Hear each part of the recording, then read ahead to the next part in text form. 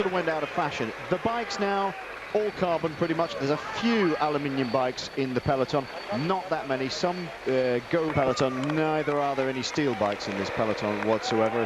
Oh dear, BMC down. This is at the front of the peloton, so who's going to be involved in this? The riders all getting tangled up already. Luke Roberts, the Australian rider at the back there, and they're just untangling bikes right, left and centre, desperate to get on the way again. I can't see any big names at the moment. It's difficult to tell. It's sort of somewhere in the middle. Oops, somebody comes in from the right and clips them. They all try and avoid it going to the left, but there's no way around that. Oh, this is a bit of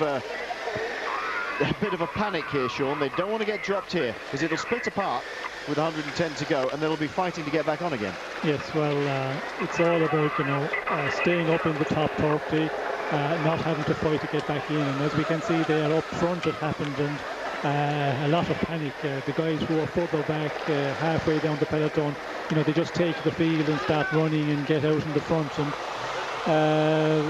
every little effort you have to make here, you pay for it in the end. Guédon, Frédéric Guédon, in the centre of the shot, getting back in again. Oldest man in the peloton, 41 years of age, and coming back from a broken hip, Sean, so that's going to hurt. Yes, and we can see Russell there as well, one from Garmin. A lot of riders, I think, quite a bit further back into the peloton at the moment, because we're not into that stage where it's really important. And the big favourites, they try and stay, out of the front line, back in the 15-20 position, just to get as much shelter, get carried along as much as possible, and spare every ounce of energy for the final of this one. And with the crash happening real out front on the front end of the bunch, very much to the top end, a lot of riders, I think, getting caught out. Frédéric Guédon won this race back in 1997, now 41 years of age, and they're getting a bit caught out. That's just bad luck. This is BMC.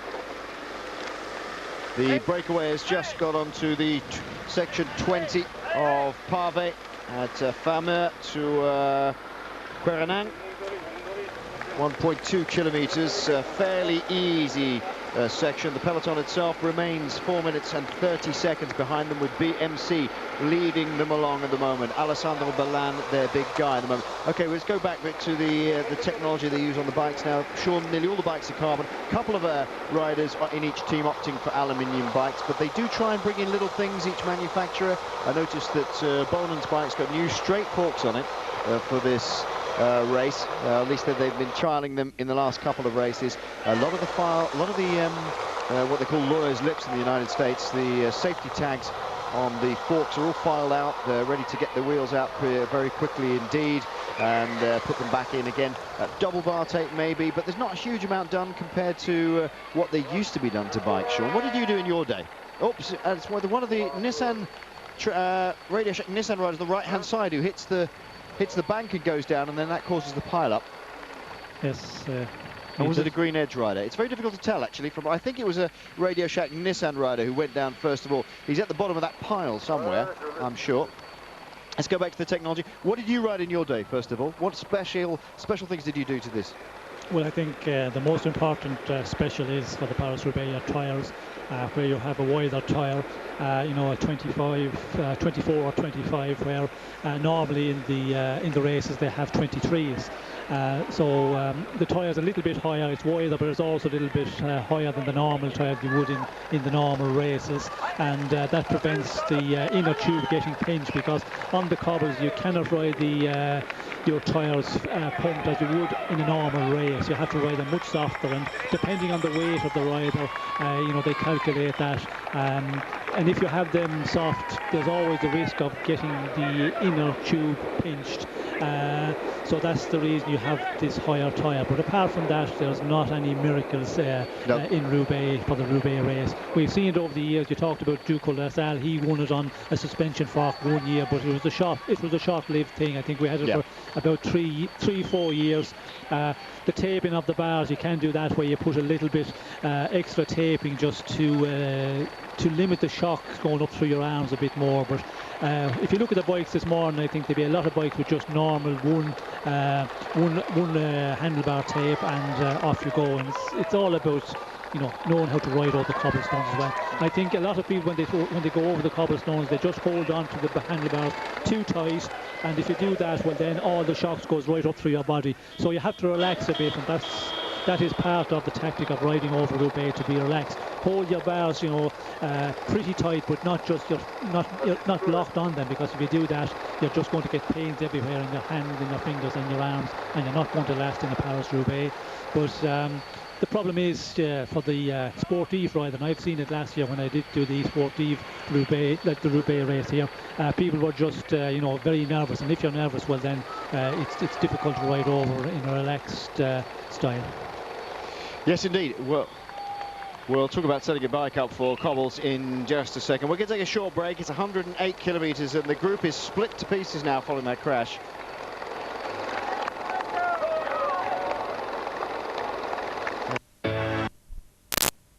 Keeping the pace reasonable at the front, not letting it get too far, not letting it get too little. Burkhardt in second place there. Green Edge up towards the front. They'll be waiting for O'Grady today. We were talking about bike setups. Everybody asks these questions about what bikes they ride, how do they change them, and so forth, ready for Paris-Roubaix. Well, I can tell you, I had a number of friends, 2 or 3, doing the Paris-Roubaix Sportive last weekend, which is the same weekend as the Tour of Flanders, which is why I couldn't do it. Boo hiss. But they know Sean quite well, and they know a couple of other riders. So we took an amalgam of the advice given by Sean Kelly, who's won the race twice, of course, and Bernie Eisel, who's been a faithful rider for many people for many years. Could do quite well today, actually. And the setup was this. The advice was, I tell you what, you're quite a small rider, go and use your cyclo-cross bike, as a number of teams have here. Europe Car have a lot of cyclocross bikes on offer. Of course, you swap out the cyclocross tyres for road tyres. 28mm Continental clinchers. You can ride tubs if you want, but of course a team effort like this, they've got support cars, they can get spare wheels. You can get them on the Sportive as well, but it's just a bit of a pain, really. 28mm clinchers from Conti's 4 seasons, so they're a little bit more puncture resistant. Run at 55 to 60 pounds pressure, so 5 to 6 bar, something like that. Bar tape, well, you can put a little bit of extra bar tape on if you want, and that's about it. Pretty much it. It worked pretty well. The only other thing that they did was wrap a little bit of small sticky foam around the chainstay and bind it down with gaffer tape, and that stops your chainstay being bashed around by your chain, because as you can see, the chain gets bounced up and down quite a fair bit here. Now, years ago, they did a lot of different things to the bikes. So we're talking about 10, 15 years ago. We talk about Duclos Lassalle's RockShox. Museo rode a Bianchi that was front and rear suspension, which actually was hideous to look at and wasn't that particularly successful as it goes. But a lot of people put double bar tape on and so forth. Steve Bauer, if you remember, when he was riding for Motorola, experimented with a really laid-back frame design. He got Eddie Merckx to build a frame that was about the same length as the Forth Bridge. It was incredibly long, and it was the theory being that when he got to the cobbles, what he really wanted to do was sit right back and use all his back muscles and his glutes and his calves to really push on those pedals. It was brilliant. Worked absolutely fantastically on the cobbles because he was super comfortable on it as he powered his way in a big gear like the Canadian Steve Bauer did. However, when it got on the road, it was an absolute dog. And that's the problem. It's not just a race, Sean, is it, when you're setting up your bike? It's not just a race of cobblestones. It's a race of cobblestones with 2/3 of it being on the road. Yes, well, that is the problem. You have a lot of normal asphalt roads, 257.5 kilometres, 51.5k of cobblestones today. So, to get the balance right is so important, and to get a comfortable ride over the cobbles, suspensions, they work well, but then you have to carry them weight-wise. They're also not as rigid on the normal road, although you can lock them out now. It's just all about weight, really, and you have to make that calculation, and they've been doing that a lot, and the teams have been doing that, and I can tell you, they've been training out here. A lot of the specialist riders who do the race, they have been looking at it, and it's really come back to just a very much of a standard bike, as we say. The tyres, as we can see, there's the higher tyres. That is, I think, the biggest advantage in this race. The rest, it doesn't serve a lot, and there is no miracles really that you can pull out of the bag. Tom Bonin in the middle of our shot there. See the straight forks on that bike. These, he says, is an evolution of the frames he's had last year. It's a little bit more comfortable. Just behind him, the big tall figure in the green and in the orange and blue and white of Rabobank is Lars Bohm, former cyclocross world champion, and he's riding his cross bike, so he's no stranger to this. All about bike handling as well. The sector 18 with 100 kilometers to go, just over at Sur Achelion. And our breakaway riders of Van Kielsbroek, Popovic, De Haas, Verschulen, Lindemann, Boucher, Morkov, Vellieux, Mongel, Klemmer, Saramontins and Janosic of Germany. They're all in this section now. 3 minutes 21 is the gap. It's beginning to get a bit more exciting behind. They're beginning to push it back together. Has been one crash where somebody just tipped themselves over on the banking. And it's a technique sometimes, isn't it, Sean? If you can't get around somebody, they use it almost like a mountain bike berm. Up on the side, down again in front of somebody else. But I think in this occasion, the rider from Radio Shack Nissan just got caught out and walloped, down he goes. The banking was too steep. The banking was too steep, indeed.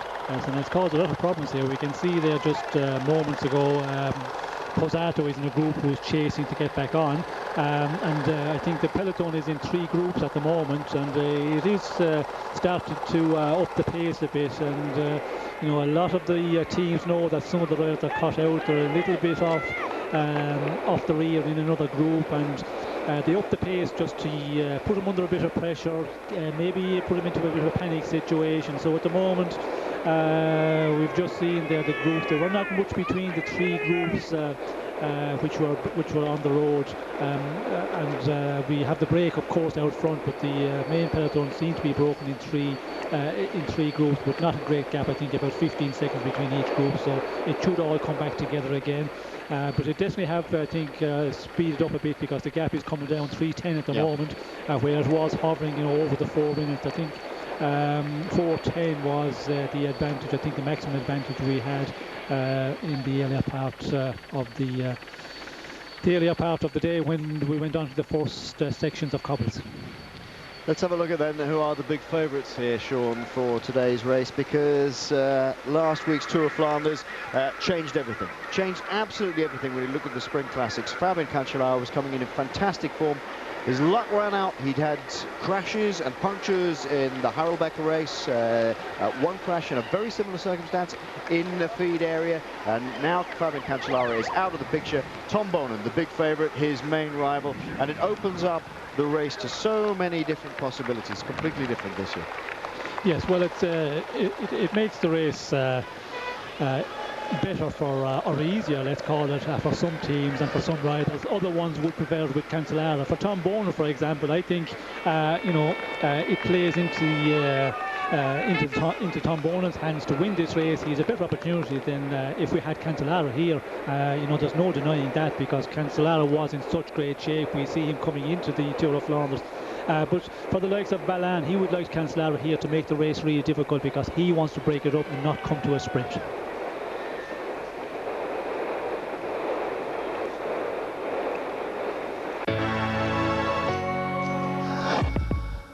To go, Tom Bonin in the second group on the road here, not outside of the break group, the second main group on the road. He was clearly held up by that crash earlier, along with Martin Talingi we'd seen, and Lars Bohm was in there as well, just making sure that they're getting back up to this group. BMC has been setting tempo on the front. Alessandro Ballan we were talking about. Let's go through the rest of the major favourites. Ballan, third last week in the Tour of Flanders. It came to a sprint. He did what he had to do in terms of he gave it a 2 or 3 attacks in the last kilometre or so. Maybe he didn't have the legs, Sean. They didn't look totally 100% massive attacks, but he had a go anyway. Ballan's chances here? Well, I think Ballan is in a more difficult situation today, and he said that also in the interviews I was reading in the French papers. He prefers the Tour of Flanders.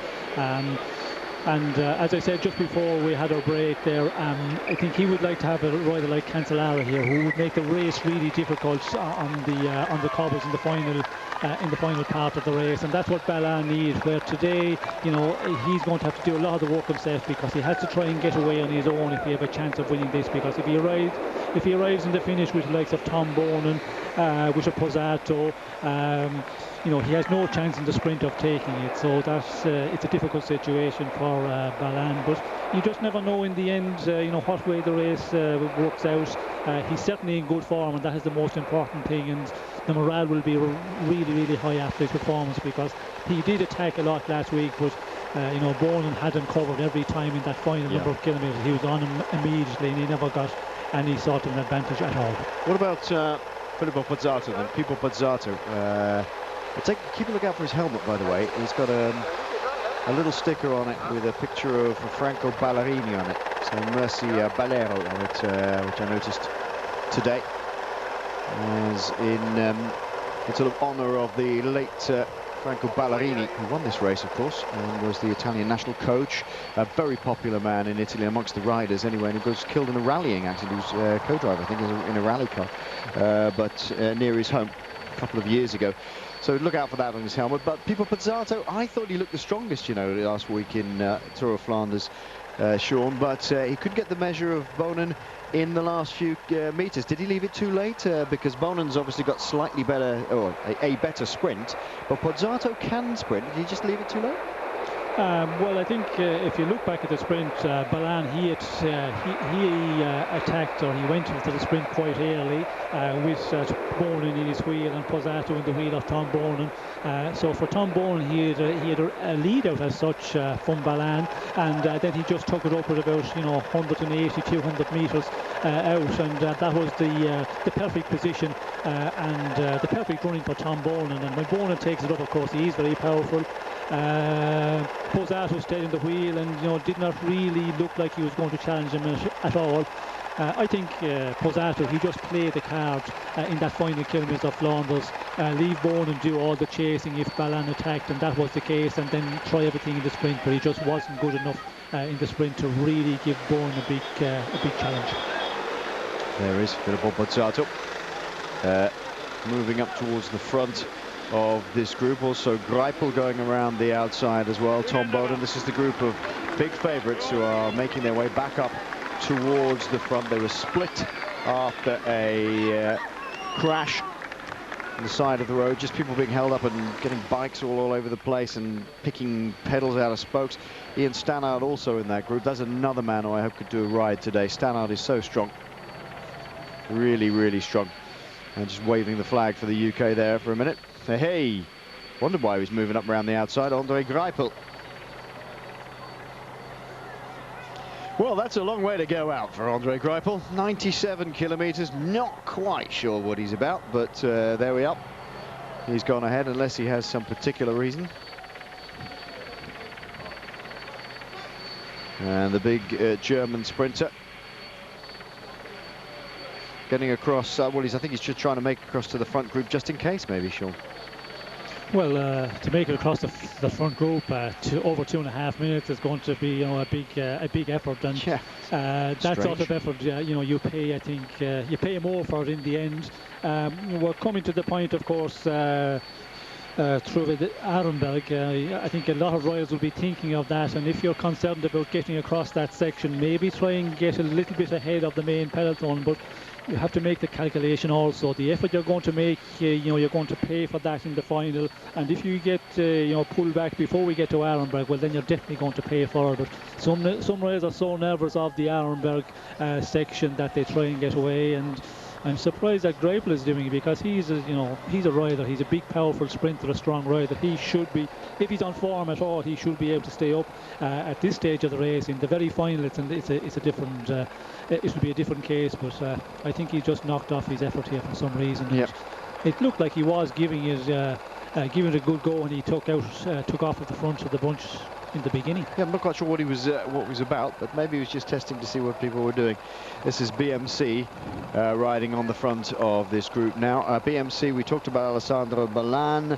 Hincapie was going well last weekend, helping out Balan. Maybe he's sort of setting records all over the place now, Hincapie, as being a rider who's been around for a long time, riding lots and lots of different editions of races. Thor Hushovd, former world champion, has challenged for this race many times.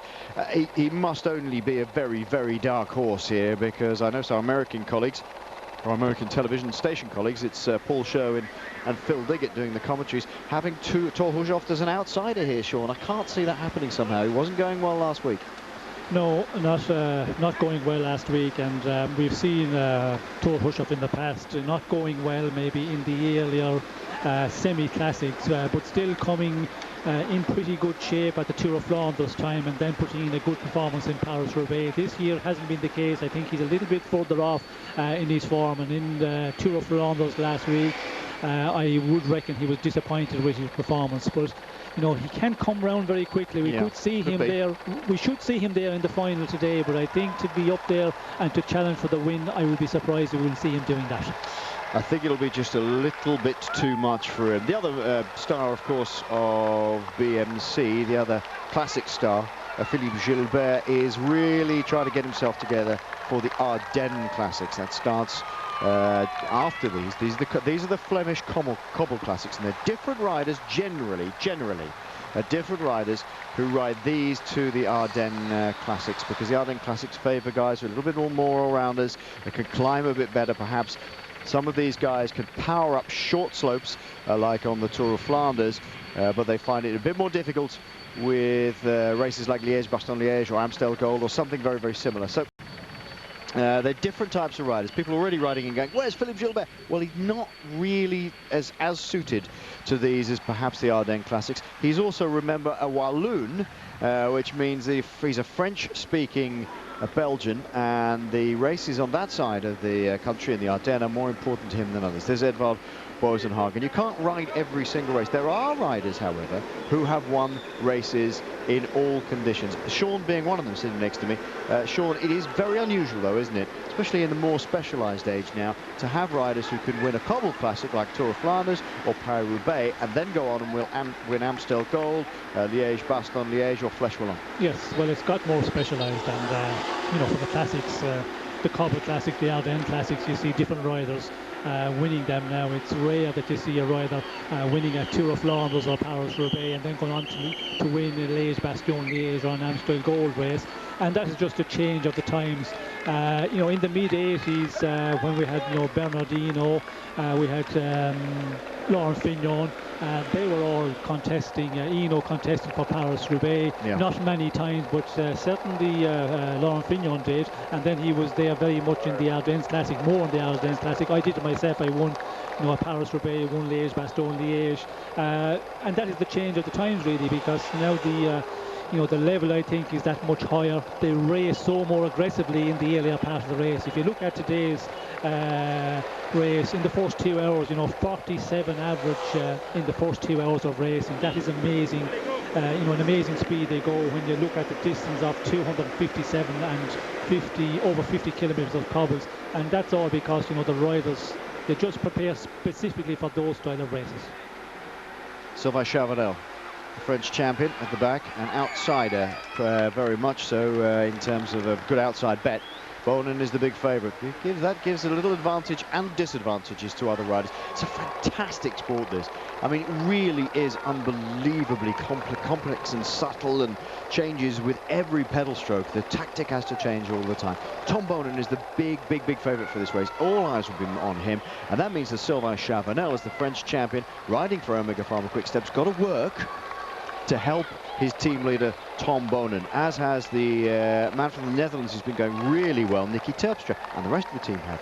But you know, if something happens to Tom Bonin, Chavanel then is free to do other things. It just becomes an instant change. Chavanel may well have the fired up the road at some point, so other teams have to chase him down, and Bonin gets an easier ride towards the finish because he's a marked man. Every other team will have to go after Chavanel because they know he's capable of winning something like this. It's an immensely subtle game, this, Sean, isn't it? Every metre that they cover on the road, things can change. Yes, well, there's a lot of tactics, you know, within the teams, different tactics, different style of teams, and with Omega Quick Step, you know, the first thing today I think would have been if there's a breakaway, guys, 8 or 10 riders, you have to have one rider in it, and they've done that with Casebolt. So that's covered. Now, as we go into the first maybe important part where we go to, you know, Wallers at 94 kilometres. So, you know, we're getting close to that, and that's where, you know, a lot of action will happen. And after that, that is the point where we see last year a lot of teams starting, you know, to try and get riders into the breakaway, and we could see exactly the same situation today when we get through Wallers and Arenberg. Then, you know, the teams will start looking at who's up front, who's in the leading group, how many riders are there. All that tactic will be calculated very quickly at that point, and that's where we could see the likes of Chabanel getting into a breakaway and getting up the road, and he's going to be under orders, you know, just stay in the breakaway, contribute a little bit, but don't give it 100%, and see what happens behind. But if Bowen gets into a problem mechanical and he's not really in a position, well, then we could see the likes of Chabanel getting his chance and staying out front. But that is something I think we have to get through Wallers and Arenberg before we'll see any of that tactic coming into action. It's flat, flat, flat, flat, and a bit more flat, this race, frankly. And the gearing on this, something like a 46, 50, 40, something like that, Sean? Well, 44, 45 in a ring, and then, you know, the block is pretty standard that you would use a 12.23 or something in that bracket, but it's just the inside ring that you change. You put on a bigger ring. Normally those guys in normal road racing is a 39er ring. 44, 45 I think would be the norm for today. And they tend to knock a tooth off the big one as well, something like 52 rather than a 53. Tom Bonin is the man that is being marked by everybody back in the group. 2:51 is the gap, and Gert Stiegmans now takes up the pace setting on the front. This is the most magnificent of hard men races. Why did we mention John Stablinski a little earlier? And the fact that there are men in the group a little bit like him now, loyal lieutenants like Jaroslav Popovic, who've done things and won races in their own time. Stablinski, possibly a slightly harder and better all-round rider than Jaroslav Popovic, but Stablinski was a minor in this area, in the Arenberg area. So many of these Flandrian riders, the Flemish guys, they got out of an industrial or agricultural background just to get the hell out of it, frankly. And a bike was used as a way forward in life, not just as a sport and not just as a way of getting into some fresh air, but as a way to better themselves. Very much like boxing was in maybe in the United States. But the whole of Northern Europe have been they've had this great tradition. Look at the way those chain bounces up and down all over the place. And there's only one real technique for riding these cobbles, Sean, isn't there? And it is? Plenty of power. Hit it as hard as possible. Well worth saying at that particular time, because we're coming up to the Arenberg Trench, the most famous section of cobbles here on the Paris-Roubaix race. Not necessarily the deciding one, but it's certainly where we see the big action starting, Sean.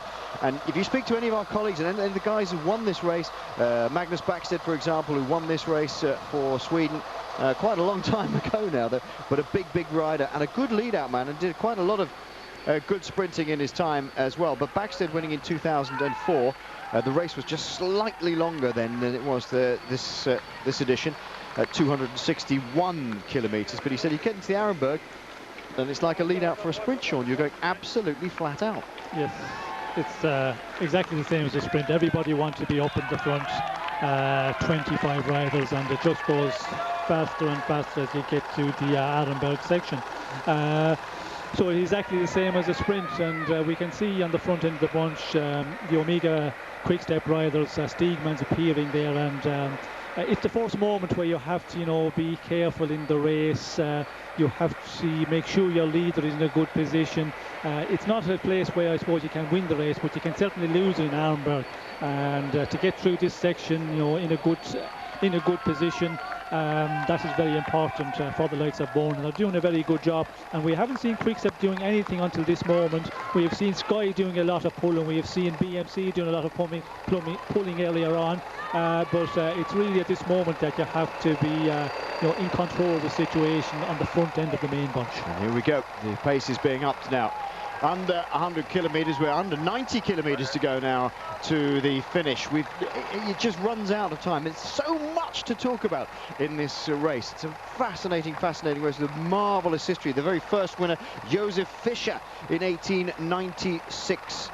The German rider taking the victory then. There was two riders by an Italian at the time. He was Italian at the time, Maurice Garin, who became a naturalized Frenchman in 1901 and went on to win the first Tour de France for France in 1903, was Italian at the time. 1897, 1898. See, there's nothing new under the sun. Pinch a rider from somewhere else, why don't you? Anyway, Maurice Garin won the next two.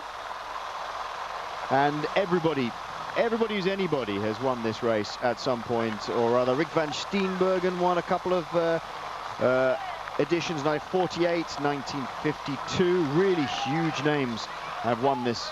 George Klaas won two back-to-back, 46 and 47. Louison Bobet won in 1956. There's a wonderful picture of Bobet in the cafe opposite us here in the velodrome, raising his arms. Bobet not looking like a sort of rider who would really have won this sort of race, but showing how tough he really was. Interestingly, in his hometown, there's a little museum to him if you ever get there. I shall remember the name of the town in a minute, or the village over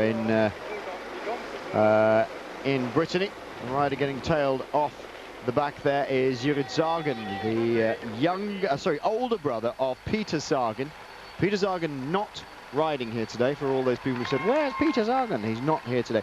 The man with the biggest, most impressive palmares in this race is Roger de Vlaming. Roger de Vlaming won in 72, 74, 75 and 1977. Tom Bonan could equal that today.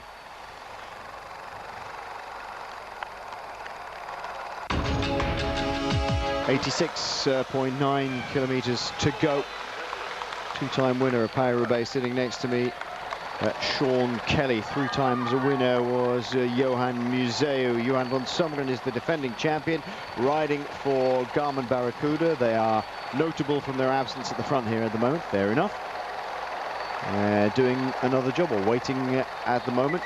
It's BMC and Sky who've been doing the pulling on the front of the peloton at the moment. The oldest ever winner of this race, Gilbert Duclos-Lassalle, was 39 years of age back in 1993 when he won this. The following year was won by André Schmiel, at the time the only Moldovan rider to win. There are the mines of Arenberg, where Jean Stablinski spent his youth under the ground and the rest of his youth trying to escape from it. Stablinski never won this race. And he would have dearly loved to, but the Arenberg Trench is rapidly approaching. And what's the nature of the Arenberg itself, Sean? When you ride, when you hit it, what's the first thing you notice about it? Just talk us through it. Well, I think the most scary thing is getting onto it, and if you're out front in a group, as we have 12 riders here, it's a perfect situation to be in. You know, there's a little bit of calm going onto it. You ride onto it at a much more casual pace than they will back in the peloton, because they come onto it at 55, 60 kilometers per hour, and it's a little bit downhill.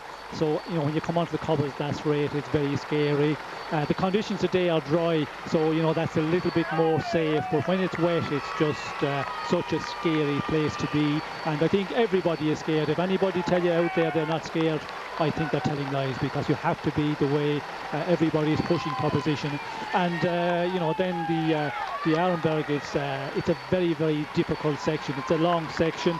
2.4 kilometers, and the cobbles are very, very bad. So to get through, you have to make a big effort, and everybody is nervous. It's the point where the real nervousness starts coming to this, because they all want to get through back in the peloton. Everybody is nervous that they're going to be crashes, they're going to get caught up, they'll be behind coming out of the Arenberg and then having to chase. And at this point, you definitely do not want to have a chase of 10, 15, 20 kilometers. that just, you know, is a recipe for nervousness, and it's a real important part as we see the breakaway they go on to it at the moment. This is the Arenberg then. And look at the way they've got it all barriered now. It was until fairly... Oh dear, oh dear, oh dear. Oh, huge crash in the breakaway. Oh, no. And immediately, riders going down on the left-hand side of your screen. It's the rider from NetApp, loses control in the center. The young man, Grisha Janashik. He takes down the... Van Kielsbroek goes down, and on the far right-hand side, I think it's the rider from Lotto, Kenny de Haas, who's gone down as well. That is a massive crash, and it just goes to show how incredibly difficult. And there's been a lot of moss in the middle of this section. They're riding on the crown of the road, a lot of moss in this, and they did think about taking it out of the race, Sean. That is not a good sign. No, it's not a good sign. You know, he started to slide a bit. We could see his front started to slide a bit. Then he corrected it, and when it went the other way, it is slippery there. And you know, you would think with the dry conditions it would be good there, but it's still quite slippery. And if you panic a bit at all when you start to slide, if you try to correct it too quickly, that's where you can get it totally wrong. And that was a big one there for a number of riders. And again, at that point, you are going at a very fast rate, and it's real pleasant to see now in the bunch, you know, how they will fare out, because it's a bit more slippery than I had expected it to be. That was slippery. That was definitely slippery. It didn't look like a huge mistake by the man from NetApp. It just looked as if it maybe a little bit of inexperience, but on riding cobbles at this level. But the front wheel went away from him, and when the front wheel goes away, there ain't no way back, folks. And he went crashing down, took a whole load of other people with him. Kenny de Haas on the left-hand side of the road, on the right-hand side of the road, and Van Kielsbroek went straight over the top of him. Oh, here we come towards the Arenberg trench. Hearts in mouths time now. Fingers crossed, toes crossed, everything crossed. They're going to hit this at 55 kilometers an hour, just like a sprint. Over the top of the railway crossing. 5 stars. Oh, okay. Nail-biting now as Quickstep get to the front and push the pace along. They buried it now after many years of having it open, or historically having it open, and you could get up the outside of it straight away. But these are the rest of the breakaway riders further on up. The man who's leading them across at the moment looks like Frederick Vacholen. The peloton at the moment all bid on in the middle of the road. That's not good either. If they jump out all over the place, I think only one team, Radio Shack Nissan, are using carbon fiber or plastic bottle cages. Everybody else has got metal bottle cages because you can bend them. You can bend them really tight and get the bottle in, and it won't bounce out. If they bounce out in these sections, it can be absolutely deadly. A Quickstep controlling the pace, Sean. They're not going massively fast. Van Kielsbroek is up again, but he's going to be passed. And there is the man from NetApp. And all sorts of problems at the back. We do get mechanicals right, left and centre. Look like Genet who's in trouble there. Benatti from Radio Shack. And several riders losing their chains by the look of it. Bouncing off here. And Sylvain Chavanel gets on the front. Look how rough the cobbles are. You can see them. There's masses of moss between each one. So far, so good, Sean, in terms of crashes anyway. That's the good thing. Yes, they've got through quite well, because the front end of the bunch we can see is starting to stretch out now. It's the first couple of 100 metres when you arrive at that real fast speed. They are very much grouped together. As we go further on through the Arenberg, then it just gets stretched out and there's a little bit more space. We can see Omega Quickstep doing a very good job. You know, they're in control, a number of men up front here, and it looks like that everybody is getting through without any problem in the main bunch. A few riders being tailed off at the back here, not enjoying their run over this. That's Ted King, former rider for Garmin. Sylvain Chavanel is now beginning to force the pace on the front here, bouncing around on those cobblestones. 27 or 28 mil tubs. Problem for Hincapie, apparently Race Radio is saying. A problem for George Hincapie. Bosenhagen out of trouble. Eisel out of trouble. Lars Bohm not even troubled by this at all. Just rolling along over the top. Stuart O'Grady goes through our shot. Luca Paolini grabbing the bars, trying to get over. Most of them riding on the tops, not on the hoods. Further down this section, people being spread out all over the place, but it's Sylvain Chavanel driving the pace along for Omega Pharma Quick-Step here. They're trying to isolate any of the other favourites who might be on the tail of Tom Bonen. Not much to be seen of Pipo Pozzato at the moment.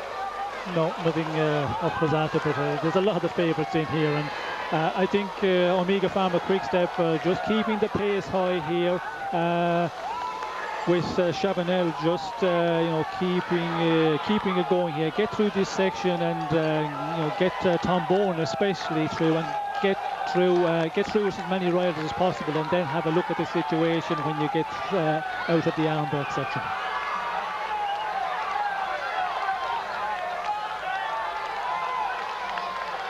They come out of the Arenberg very shortly. Look at Chavanel drives onto the tarmac now, and it'll be a big sigh of relief from a lot of the riders having got through that.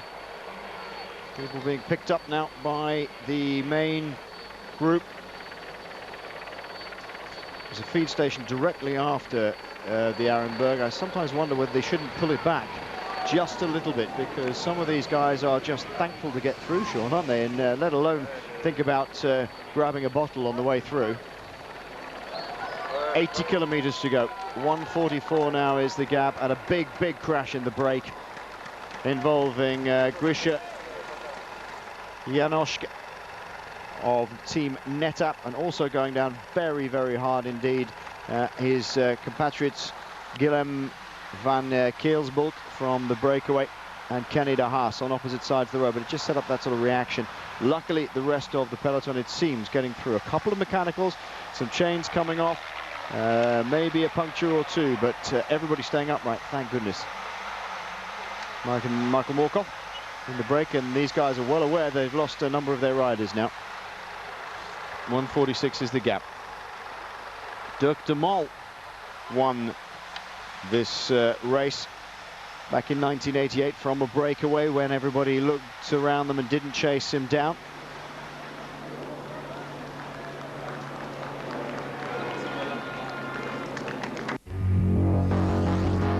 Welcome back. Well, it's all kicking off here, I'm afraid. It's Gregory Rast, André Greipel and George Hincapie out of the leading group now. Think about the breakaway we're looking at now, but the leading group of chasers with mechanicals. Now Hincapie had a puncture.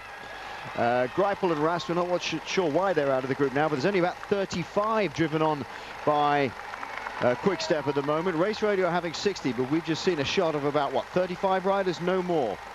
It's getting very serious now, though, Sean. Some of these riders in the break are thinking, well, we've got to push on to see if we can stay away. This is Sarah Montins. And this is the occasion now for the breakaway. I think we have 8 riders left out of our 12-man breakaway, because of the big crash we had there in the Arenberg. But we can see on the front end that 35-40 riders, they're starting to attack. We have a Française de Joux and an AG2R rider trying to pull out, and I think we will see more of that. If the pace drops in that group of big favourites, well, then we will see a lot of riders trying to attack. And for our leaders out front, I think it's the opportunity now for them to pull out of an advantage again. The peloton, they probably settled down, because as we came to the Arenberg section, there was a lot of action back in the bunch, and the advantage for our breakaway came down a lot. But it will all depend now what the tactic in the bunch will be of the teams, and if they take a little bit of downtime, the breakaway should pull away again. But I feel that there will be a lot of teams here saying, careful now guys, this is the moment. If there's some attacks you have to be with, because they could a breakaway go, as was the situation last year when Van Summeren went away. It was around this time that the breakaway pulled away from the group of big favourites. It's Sky who are doing the work on the front. They have 2 or 3 riders who could do really well. A very strong team. Juan Antonio Fletcher, of course, has tried his hand on many occasions here in the Paris-Roubaix when he started off, of course, with Banesto, and then with Rabobank, and then of course now with Sky. They have Bernard Eisel, who's doing a lot of work on the front here. Again, somebody who could do really well if the wheels fall off the trolley for Juan Antonio Fletcher. Ian Stannard He's due a big one, and he's so strong. Reminds me of a sort of Marc Demare rider who just goes on forever. 140 the gap for our breakaway riders over the chasing group now, which is about 35 to 40 strong. They are down to 14 sections to go.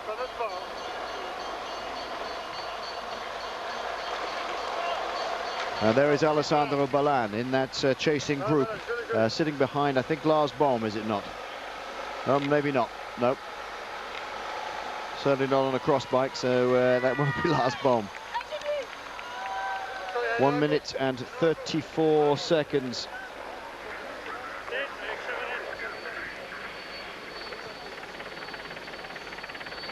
Problems for Hincapie with a puncture. Greipel and Gregory Rust, who was fourth, I think, remember last year. Not good. So Radio Shack, Nissan, Lotto Belisol and BMC with problems at the moment.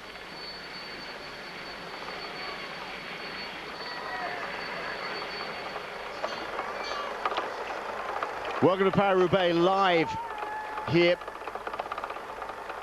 This is the chasing group, 136 down on the breakaway at the moment. They've been through the Arenberg Trench, and boy, oh boy, the carnage in the breakaway was unbelievable. The young German rider, Grisha Janoschke, went down, just lost control of the front wheel about, what, 50 meters, 60 meters into the Arenberg. It's quite mossy in there. They did think about taking it out, but he went down, and over the top of him went Guillaume van Kelsbroek of the Omega Pharma Quick-Step team, right onto the cobbles, onto his shoulder. On the other side of the road, trying to avoid it, Kenny de Haas of the Lotto Belisol team, wallop right down. And then when the Quick-Steps hit the Arenberg Trench, they pulled out a long line of riders. Race Radio had it about 60 who've got out the other side without any problems, but we make it a bit less looking at it.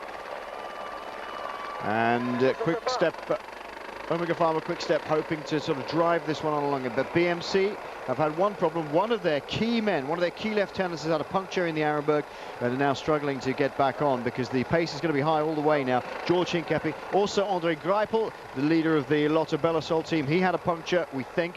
Gregory Rast last year, right up there, just off the podium. The Nissan Radio Shack rider has gone as well off the front group because of a puncture. Now this is a significant move here, Sean, because we've got the former world champion and former winner of the Tour of Flanders, Alessandro Ballan, with Juan Antonio Fletcher and Bram Tankink in this group from Rabobank. They've joined two riders, one from Francis de Jeux, one from Jimmy Casper is the rider from the AG2R Le Mondial team, and could go really well. Sebastian Turgot for Europcar has got in that group as well, and it looks like Ladagnew is the rider from Francis de Jeux, Big Matt. But there's two big names in there, Sean, and they will not want to let them go, and they're now going to have to chase. Yes, well, it's going to be a situation now for Omega Pharma Quick-Step. They have to take control, not allow this group of Fletcher, Ballan, who are two danger men. Although Fletcher, he's coming back from an injury, so he hasn't a lot of racing done. He could have difficulty in the end, in the final 30 kilometers. This one could be a bit difficult for him, but we all know Ballan, he's in top shape, and here we are, Omega Quick-Step just taking it up. They're not going to allow this one to get too far out, because if you're allowed to get a minute and a half, 2 minutes out, well then, everybody's going to say, well, it's a big gap now, who's going to close it down? And you get into a situation, all teams start looking at each other, so I don't think they want to get into that situation. And surprising they haven't thrown somebody up here. As we talked about in the earlier part of our programme, it would be a perfect situation for Chavanel, as we see more riders sliding out here on this corner. Oh dear. Farnese Vini losing grip on the outside. Riders or teams that have missed this break, or the little break, Garmin Barracuda with Heinrich Hausler on the front here, have missed, as have Omega Pharma Quick-Step. They just have to bide their time and wait and be very careful. This is the group itself, the breakaway itself, that's still persisting along the head of the race. Behind them now, there are a group of significant riders: Juan Antonio Fletcher, Bram Tankink, from Rabobank, Alessandro Ballan. So Fletcher and Ballan are the two really big names in the group that's now trying to get away from the main peloton. Sebastian Turgot is in there for Team Europcar. Jimmy Casper, the ever-present Jimmy Casper, super strong. On his day, a terrifically good rider, Jimmy Casper. And it's a dangerous move for them. This is section 14. Tilloy to Sa et Rosière. Medium difficulty stage, 2.5 kilometers or there, just under, and they've done 185 kilometers of this race, 73 still to go. The brake's doing well, Sean. It's going quite well. Yes, they're still working away, but you know, the advantage that they've got, it's not good enough to get anywhere into the final of this race. Not, no. You know, they need to have 5 minutes plus here, because they've been out for a long time and they're going to, you know, start tiring as we go further on into the race. The interesting thing will be now with the group of Fletcher, Ballan, Casper, Turgot. Will there be other riders try to get across? For the moment, it looks like that Omega Pharma Quick-Step are keeping the pace high. Will they close it down immediately? If not, we could see, you know, some other teams starting to catapult riders off the front of the bunch and trying also to get away, because this is the point. The riders who feel when they get into the final, the last 25-30 kilometers, that they're not going to be up to it when the big teams and the big riders start really pushing it on. They are going to go for the tactic of trying to get out of the main bunch. As we can see, more riders getting back into that group of big favourites, so that tells us the pace has slowed down a little bit. Maybe they thought that some other riders would come with them. They didn't look fully committed, did they, the riders at the front? Ballan and Tankink just sitting there riding tempo. And at the moment, it's Omega Pharma Quick-Step. We're trying to push the pace along here with Sylvain Chavanel just sitting behind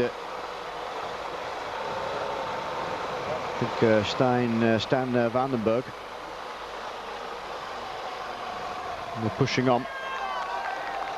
And there is Tom Bonin in the middle of your shot. The overwhelming favourite for this race. O'Grady. And O'Grady just ahead of him. O'Grady is a rider who's been freed from the responsibilities he's had of many years. I think this is probably the first time we've seen him in the race as undoubted team leader, Sean. Well, of course, he's won it, of course. In the past, you know, he's won it, but you know, he's been in a team where you have, you know, such a big favourite in Cancellara. He's always been, you know, there as a domestique. When he did win it, it was a breakaway again, a situation where he found himself out front. But today, I think he will be a much freer man, and he will be able to ride his own race. It'll be interesting to see what sort of performance he can put in here today. It would also depend on the team, what other riders they have in the final. So, you know, as the race go on, the tactic can change so much in this one.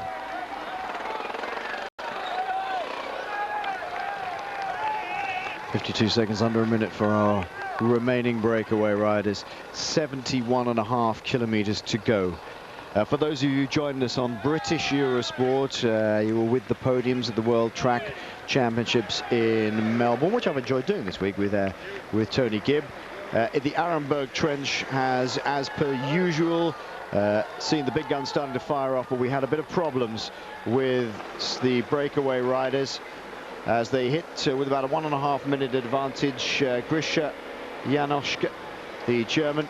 This is Hincapie coming back through the cars and onto the back of the peloton, having had a puncture. Working hard to get back up there. He's had some bad luck of his own in the past in this race. Remember his steerer tube. Snapped one yet. There's Greipel. He too had a puncture, and it looks a crash by the look of it as well there on the left-hand side of his elbow. He didn't have that earlier. He went up the road slightly for a while, but he's now fighting to get back on. A number of riders being held up by mechanicals. Yes, in the Arenberg Trench, the breakaway went in with about 1:40 actually advantage. Grisha Janoschke, the German rider for NetApp, just lost the front wheel after about 50-60 meters into it, slipping and sliding on the moss that covers some of those huge cobbled sets in there. Very, very rough. He went down like a sack of spuds, taking Guillaume van Kilsbroek over the top of him, who crashed onto his shoulder on the other side of the road, trying to avoid those two. Down went Kenny de Haas of Lotto Belisol got up. The rest of them piled through the middle, through the gap left through the middle, and carried on up the road. They've got 46 seconds of an advantage. All of those guys, as we understand, getting back up. We saw Grisha Janoschka, we thought we did, from NetApp. It could have been one of the other NetApp boys, to be frank, because I don't think many of them have too much experience on this, although they were here last year.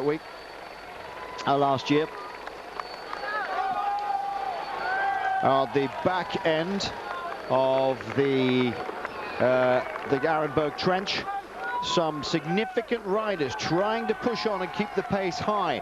Juan Antonio Fletcher, Alessandro Balan, Bram Tanking, Jimmy Casper, Sebastian Turgot, Mathieu Ladagnu, and really not super fully committing to it.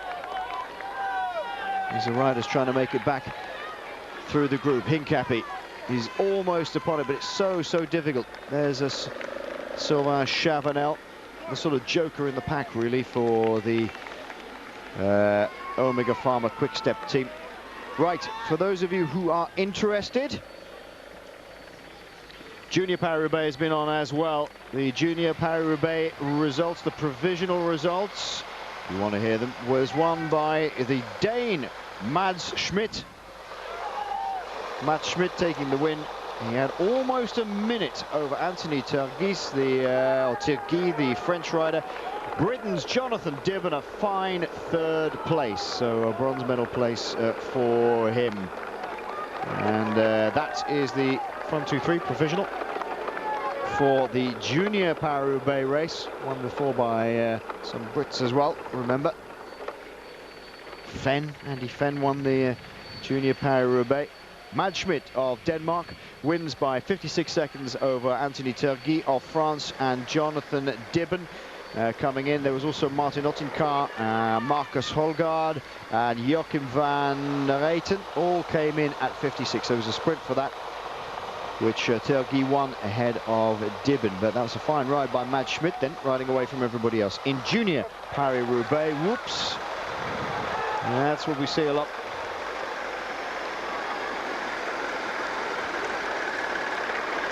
So difficult to regain the group, Sean, once they start going on this stuff.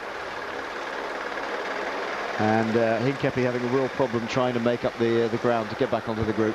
Yes, it was a long chase to get back in there, and we could see him, you know, with a rider from Omega Pharma Quick Step, and he certainly wasn't going to, you know, contribute a lot to get back in. So you know, Big George, a big effort to get back in there, and that's why you pay dearly in the final for that sort of effort, and something you try and not, you know, get into. But you know, the Arenberg is a place where you see so many punctures, and this year, surprisingly, out of the bunch, we heard there was 3 the favourites, so not a huge amount of punctures compared to other years. And when you look at, you know, the very bad section of cobbles it is. Fingers crossed.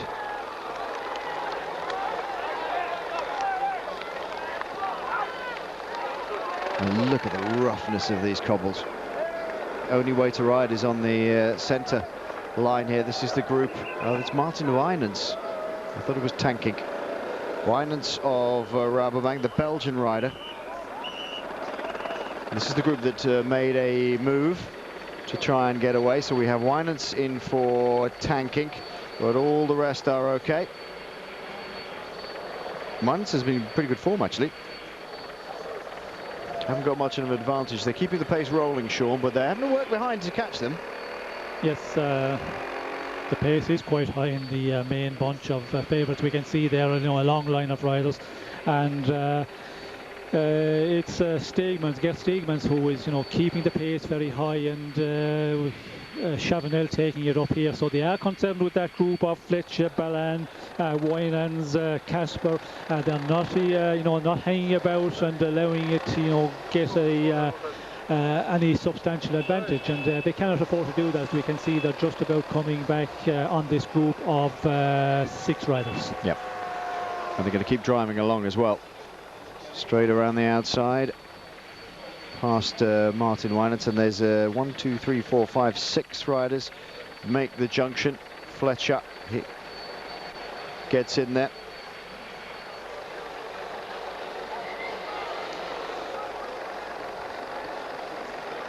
The group is now, what, 12, 13 riders here. Van Sommeren in there, in the middle for Garmin Barracuda, and they've made a significant gap. People Pozzato is the man who's missing out here, Sean. Once again, he's not got into that front group. He's has Stuart O'Grady here. I think a lot of favourites. Yeah, it looks like a lot of people have messed out here. Has found themselves in a little bit difficult situation here. We can see there's a lot of small groups here. That's the effort put in by Gert Steemans. I think it broke the bunch a lot into many smaller groups, and we could see Tom Bourne up front there. We could see Paolini was there. Chavanel is up there, and they're having a look around there. Just a moment ago, we could see Bourne looking about. It would be interesting to see exactly who of the other favourites is up there, and if they push it on, because it is a group of about 15 plus riders, and it's a one. If they're prepared to work together, well, then it could be a one difficult to pull back. O'Shuft and Sommeren. Yep, try working together. Yep, Bonan. All try working together. There's let's keep this group moving. But some riders in that group not concerned to do so, Sean. Hushoft is in there, but we've already seen Balan go up the road. Are they likely to just sort of play the game where they wait? We shall see. 66.5 kilometers to go. They're going through the feed zone. They have to be very careful. Bad time for it.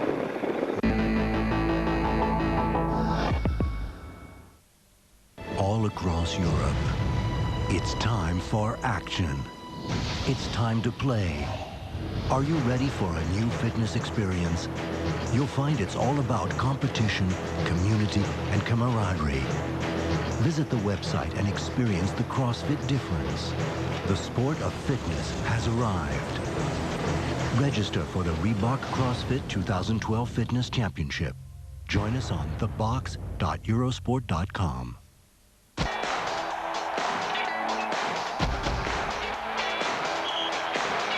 Let the bass kick.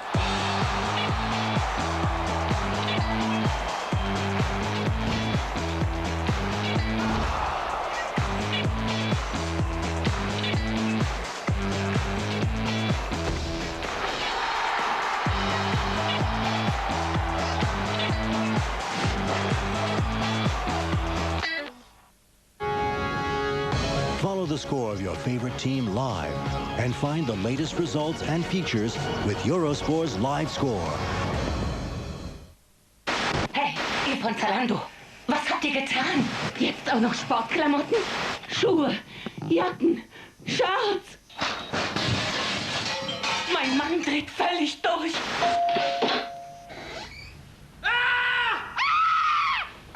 Zalando, Schrei vor Glück. Alle Top-Laufmarken.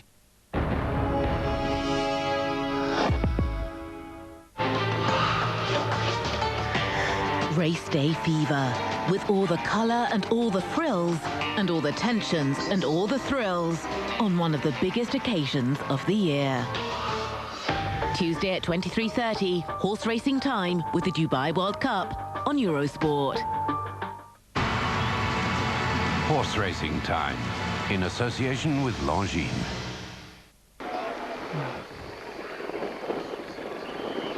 Welcome back.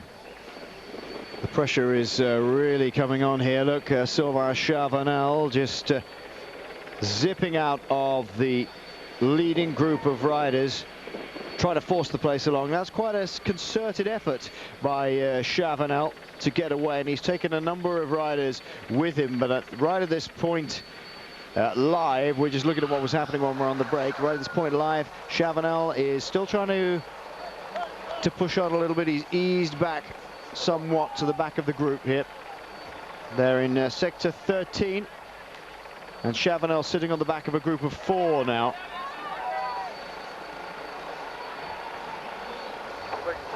There's the cyclocross bikes in action as we move into section 13, Beauvray-la-Forêt to Orchy. And Turgot, Sebastian Turgot, once again inside, deciding to go. Looking very strong indeed. At the front, a lot of riders beginning to suffer. Michael Morkov at the back for Saxo Bank, who's been in the break all day. Now it's a case of just hanging on while you can. There is Chavanel not doing any work behind Sean, because he knows that he just has to stay in that group now, just to be the safety. Well, that's to stay in the group. It's always you know, you have to stay in a group and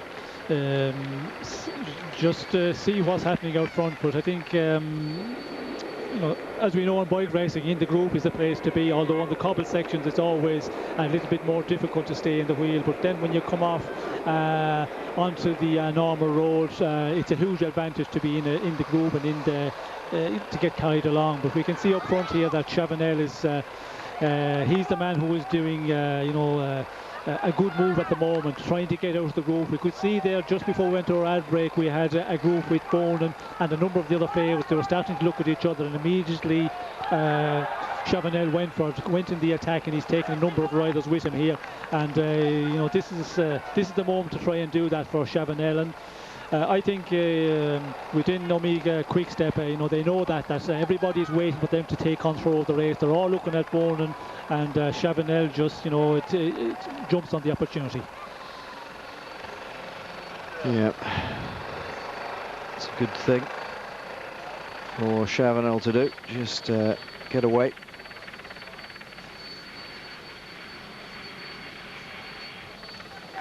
Sepp van Mark at the back of this group. We haven't mentioned Sepp van Mark at all. He's not really shown his hand whatsoever so far, as Sebastian Tergo gets joined by the other 5 riders in this group. Chavanel by easily the smallest of the riders. And just sitting up and taking the break.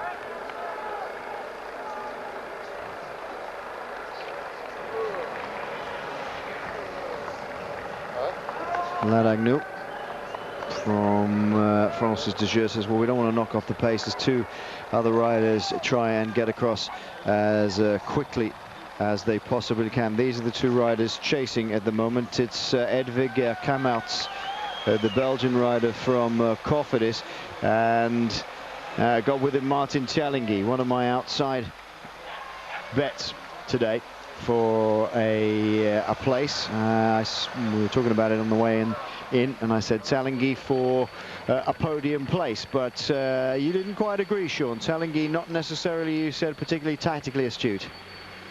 Well, I feel you know, he's a rider that has a lot of talent. He's a very strong rider, but sometimes I think his tactics maybe not, you know, not the best. And we see him last year, he got into that breakaway and, you know, finished very strong. And when he gets into a position like that, he has the power. He's a stayer. He's able to stay up there in the end of a big classic. But, you know, maybe sometimes doing efforts when it's not really needed. Sharp, Ladagnou, Turgot, Mangel, the other riders here. We saw Ladagnou looks very strong, actually. Mathieu Ladagnou, very good track rider, has opted out of doing the World Track Championships this year. There's Martin Tjallingi on the left-hand side for Rabobank. Oh, it says Sarah Montins there. Yeah, could be. Yeah, Sarah Montins. It is Sarah Montins, former Latvian national champion.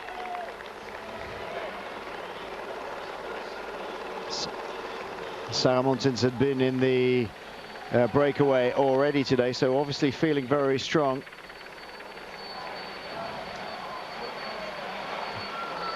Last 50 kilometers of this, Sean, it's going to absolutely blow to bits, I think. Well, I think considering the race we've had in the earlier part of the day, that is going to really, you know, take its toll as we go further on into this final 50 kilometers. A lot of riders will start to, you know, to feel it, and it depends now back in the bunch here, as we can see a group of 40 riders with a lot of the big favourites, you know, what the tactic will be there. Hushoft's crashed. There he is. That's Thor Hushoft. He's the bike's got away from him. He's back on the bike, but the bike got away from him going into the roundabout there. Oh dear, Thor Former world champion, and he's really tried hard to get himself into better shape. Oh, he bunny hopped, that's what it was. He bunny hopped the traffic island, and as the bike came back down again, he had to turn left, and that's really partly his fault, I would think. Oh dear. It's one of those things you can do that 100 times or 99 times, Sean. On the 100th time it'll happen. Well, yes, the question is, you know, did he just see to the last moment, and you know, you try to bunny hop then, but your line, you haven't the line going into the roundabout, and it looked like maybe there was a little bit of oil there on the road. Yeah, that's the thing, you don't know what's there. And it maybe just got cut out because of that. It's bizarre, really, isn't it? Because when you thunder over all those cobblestones, that seems about the easiest thing in the world at speed, just to bunny hop over a little island. But it's caught Tor Hushovd out. He's back up there. The man of granite is back on the bike.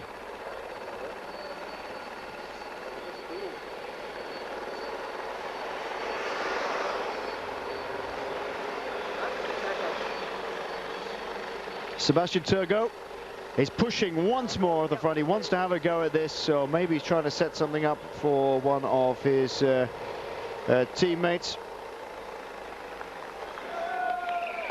But I think Turgot is in for his own thing. We're in the section at Orchy. He's given it the big guns, the big push now. And trying to get away for a long one, I think, here. This is a concerted effort from Sebastian Turgot. Riding a cyclocross bike rather than a road bike, just a little bit more relaxed angles, not necessarily hugely. The bikes tend to be very slightly smaller, the frame sizes, than road bikes. Set up, of course, with road wheels, and Turgot's taking his chance here, Sean. He knows Chavanel's not going to go and do much work. It'll be the other French teams that need to chase him down, and some of the other main favourites coming up. So he's got to go now if he wants to go. Well, I think he's one of the riders who feel that now is the moment. He's out front. They have about a 15-second advantage over the group of big favourites, and it's an opportunity, an occasion for him to try and go in the attack and stay out in front, because if he allowed the big group of riders to come back in, well, then it's going to be very difficult to get away once again. But there were a moment there where we could see Chavanel, Char, the other riders weren't too keen on really pushing it on, and Turgot just decided this is the time to go for it and try and get away, while the other riders looked like to be just looking about and not prepared to push on at the moment.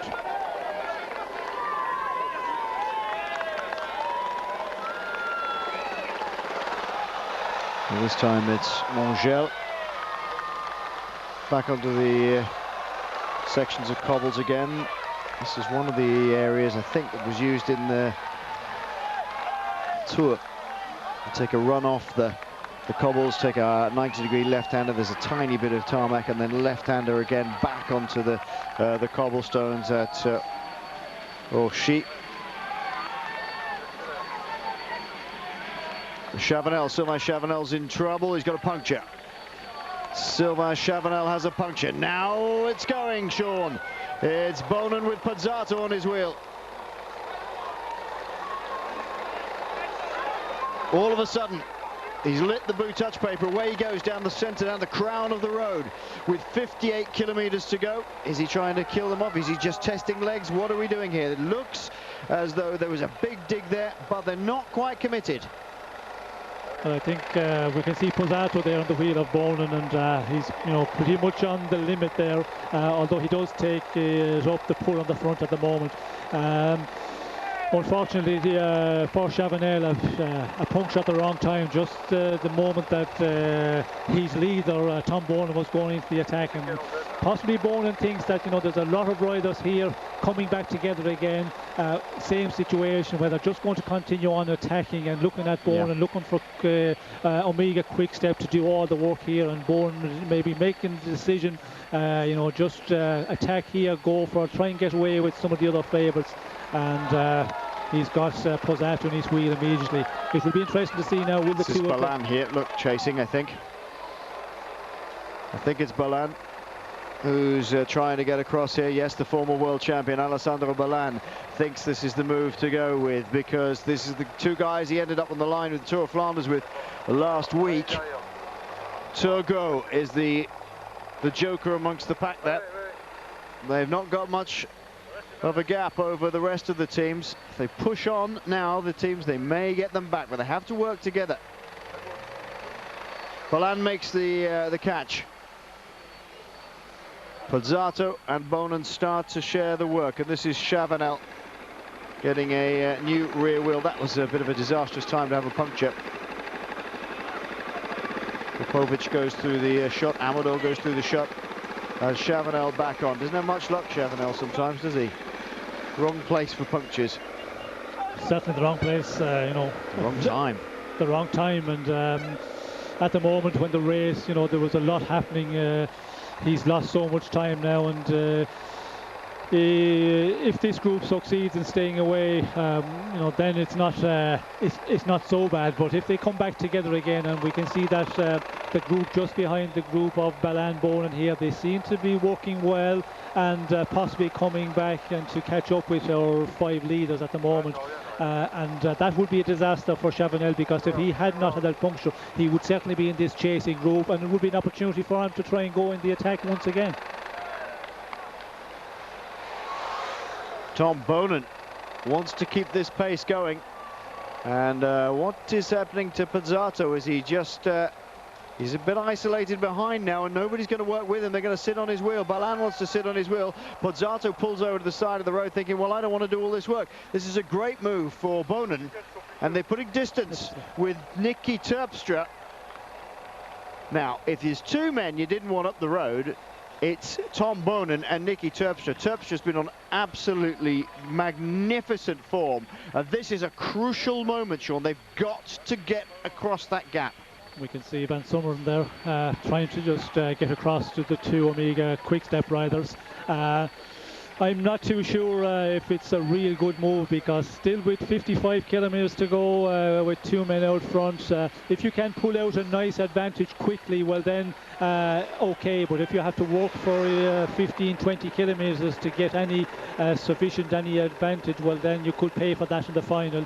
So possibly we'll see the 2 Omega quick-step riders pushing on for a while, and if they succeed at pulling out 30-40 seconds, then they will continue. But if they're just left hang out there, I could see them just cutting off their effort very quickly. But they're trying to draw out the other teams. They're calling their bluff, aren't they? Which of the other big favourites teams are going to do the chasing?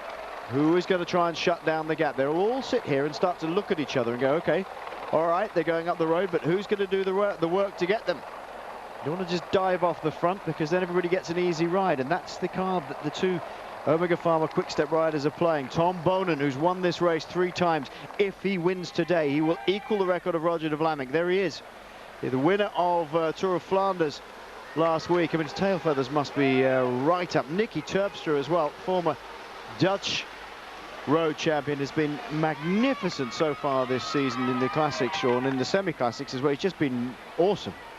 Yes, well, all the quick steps have been, you know, in real good shape, and it's just going from better to better right from the start. You know, Bonin started to win races in the his first races of the season, and all the teams seem to, you know, be going real well this year. And of course, you know, when your leader is going well, the domestiques and the team, the helpers in the team, seem to rise to the occasion, and that has been certainly the case right from the beginning of this year. Well, you say not such a good move, Sean, or may not be such a good move if they can't get an early gap. Well, let's look back at who is the manager of the Omega Pharma Quick-Step team. Who's the man in charge? Patrick Lefevre. Over the last 20 years, Patrick Lefevre has had 10 victories in Paris-Roubaix. He is the master of Paris-Roubaix, and they'll have talked this through over and over and over. This looks like Mapai in its heyday. This looks like Ballerini and Taffy and Museo and all these guys riding away in groups. If Chavanel hadn't had a puncture, then there'd have been 3 of them. Well, yes, we've seen that many times with the team of Patrick Lefevre, where in the Paris-Roubaix in the end, there was one occasion where they had to, you know, decide who were going to, from the team, who were going to win the Paris-Roubaix, because they had 3 of them out in front. A little bit of a different situation here. We're still at 53 kilometres to the finish, so you know, I'd be just a little bit concerned. But you know, with Tepstra up front, you know, he is a real strong rider. But they're going to, you know, work on it for the moment, see what happens behind, see how well they can organise, who is going to get organised behind. At the moment we can see Sky are the ones who are taking it up, and you know, they will just decide the tactic on that, but they're definitely in a real good situation, you know, with their leader out front, with their strongest domestique, with Nicky Tepstra, but hang on a second, getting into difficulty immediately. I'm surprised. Yeah, surprising, and you know, it's not a good situation, maybe not as good as it looked well, that changes. Kilometre earlier. Yep, that's a game changer straight away. Who'd be a commentator, right? Bonan's riding on by himself at the moment. Tom Bonan looking magnificent at the moment, but is it going to be too early? This is going to be a nail-biting finish. Now the word will go back to everybody behind that Terpstra has dropped off, and it's Bonan alone by himself with over 50 kilometres to ride. Now we've seen Fabian Cancellara do this sort of thing, but you know, he's a bit special to this sort of thing. He can do it. He's a terrific time trialist and could just go away for ages and ages and ages. There's some people I'm picking some stuff up from Twitter. One person saying Pozzato giving another win to Bonan. I just think Pozzato couldn't stay on the wheel at Bonan when he went. And then they all start looking at each other and going, well, who's going to do the chasing? Remember, Pozzato's got no other teammates in the group behind. Sky have got 2, by the way. And look, and there is Pipo coming up towards the front again. It's all about who's got riders to help out. 2 riders from BMC, Shah and Balan in there. Balan looks to be struggling a little bit. Mureyev, I think, is the rider from Astana in the middle. There's 2 from Rabobank in this group. 1, 2, 3, 4 from Sky. Which is why they're lending a hand on the front to cut things down a little bit.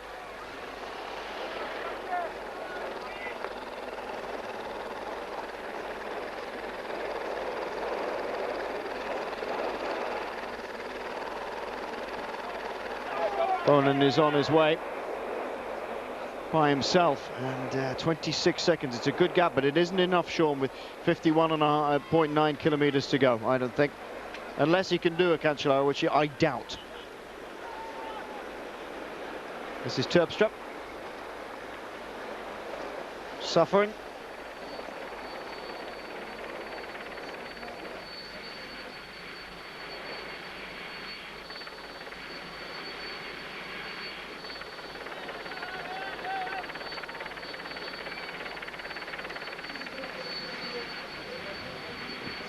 Chavanel forcing his way back up as best he can, but it's a long, long road, this.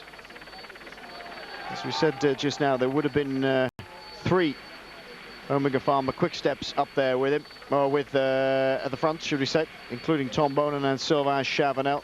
He's just passed and got the wheel of Hayden Rulston there. Gregory Rust, well, he's had a difficult race as well. Rust riding 61 there. Big gear pushing on the left-hand side of the road. Gregory Rust had a puncture just coming out of the Arenberg trench.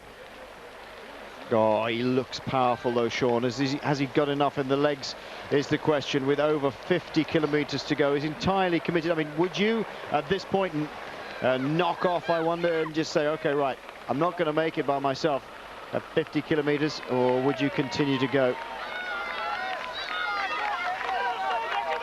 Tom Bonan, well, now he's lost Nicky Terpstra. The funny thing about Nicky Terpstra was, when we saw them, the 2 of them getting away, or trying to get away, Terpstra wasn't taking that many turns on the front. There he is. But, oh, Pipo Pozzato! Pozzato has fallen. Filippo Pozzato has gone down on the corner. Look, whoa, sliding, the back wheel sliding out on some dust, and down he goes. Pozzato on the deck. Oh.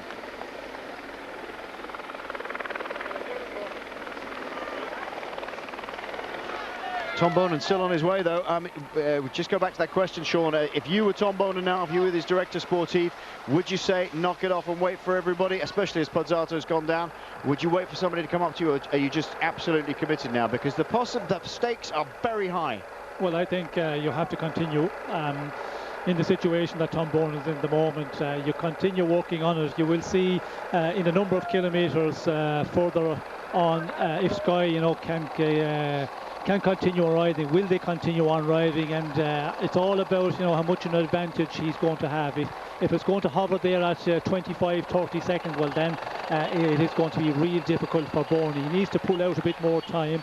And that's something I think within Quick Step, the management, they'll be looking at that, and in a number of kilometres more they will make that decision. Nicky Terpstra just about being joined by the chasing pack. There's Chavanel as he goes, just rolling along, sitting in behind the car and getting a little bit of a tow along. There's riders scattered all over the place. Difficult day then for Sylvain Chavanel. Not to be his day today. He'll just finish the race now. Tom Bonan looks mighty committed to me at 33 seconds with the Mavic neutral service car just behind him. If Tom Bonan wins this with 50, having gone at 50 kilometres, remember it was 50 kilometres or so when Fabian Cancellara went. Which is about 50 kilometres to go. Fabian Cancellara went for his first, I think, win. And just motored away. But this will put him on a completely different planet this year. 30 seconds now, the gap, according to Race Radio. So cutting down slightly, but it's taking 3 men from Sky to bring a charging Bonan back. But the advantage is they have 3 and 2 more men behind as well. Look at this, 1, 2, 3, 4, 5 by the look of it, Sky in there. 1, 2, 3, 4. The other man behind, or maybe that's Vakol Soleil, but anyway, 4 men from Sky. Advantage to Team Sky at the moment, Sean, in terms of energy consumption anyway. Well, it certainly is, and when you look at the distance to the finish, still a long ways to go, so the numbers are very important, and Sky have the big advantage there, and again it depends on if they're just working at it and not giving anything near 100% at the moment. Just keep the pace setting on the front there, keep going at that 30-35 seconds, and see how Bonan will react out front. Leave him, just walk away, leave him burn himself out, and that could be a tactic also of Sky. Well, I understand from quite a few tweets actually that our comms are slightly ahead of your pictures, which is a bit of a shame. We are actually commentating off the live feed. We'll try and move over to commentating from our Eurosport output screen, which is about 3 seconds slower. So rather than commentating off the direct live pictures, see if we can sync them up a bit better for you. But it does make us good at predicting stuff, doesn't it? Maybe we should stick with the other one. Monzel Pavel for Tom Bonan.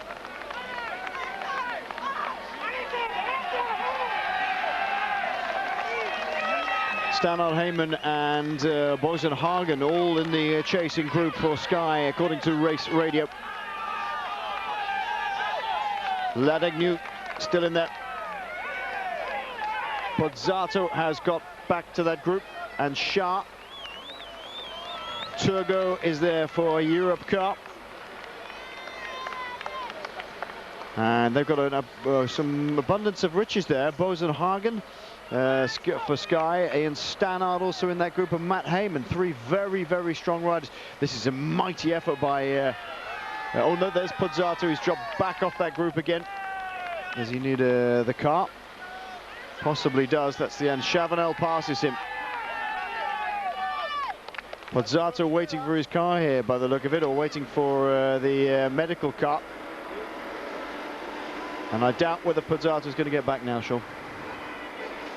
No, it doesn't look like before he was getting the assistance from the doctor there. He looked like that he was, not really pushing on at all, and You just have to see now, will he get back in there? Doesn't look like to me that he's able to make the effort at all.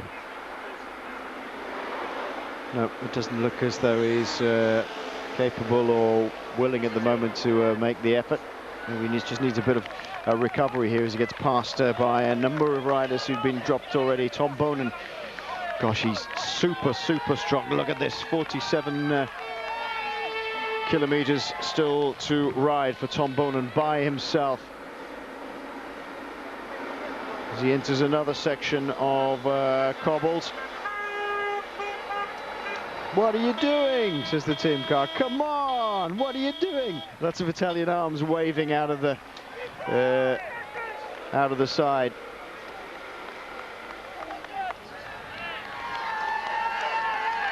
Well, Tom Bonen looks super tough to me today. He's really got the bit between his teeth. And I was going to make the point before we went back to see those shots that Stannard and Boisenhagen and Heyman, three incredibly strong riders, Sean, and they're having trouble pegging this one back.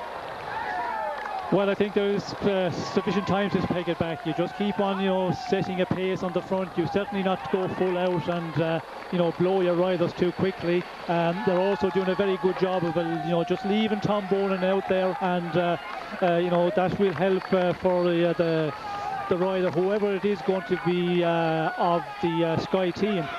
So we still have 46 kilometers to go. There's a long ways, and the gap is 29 seconds at the moment. So for Bonen, I think he would rather be pulling out a bit more of an advantage at this point, but it's at the moment it's not happening. Fletcher. Well, equally people tweeting in saying no, it's the other way around now. The picture's ahead of your commentary now. You get what you get. All right. Sorry about that. Big move to try and get across here. Sean trying to get away from the bunch and over towards Tom Bonen and his Juan Antonio Fletcher. Now, he's ridden these cobbles many times. Been up there in the final selection many times, and luck has deserted him for most of the just off the road.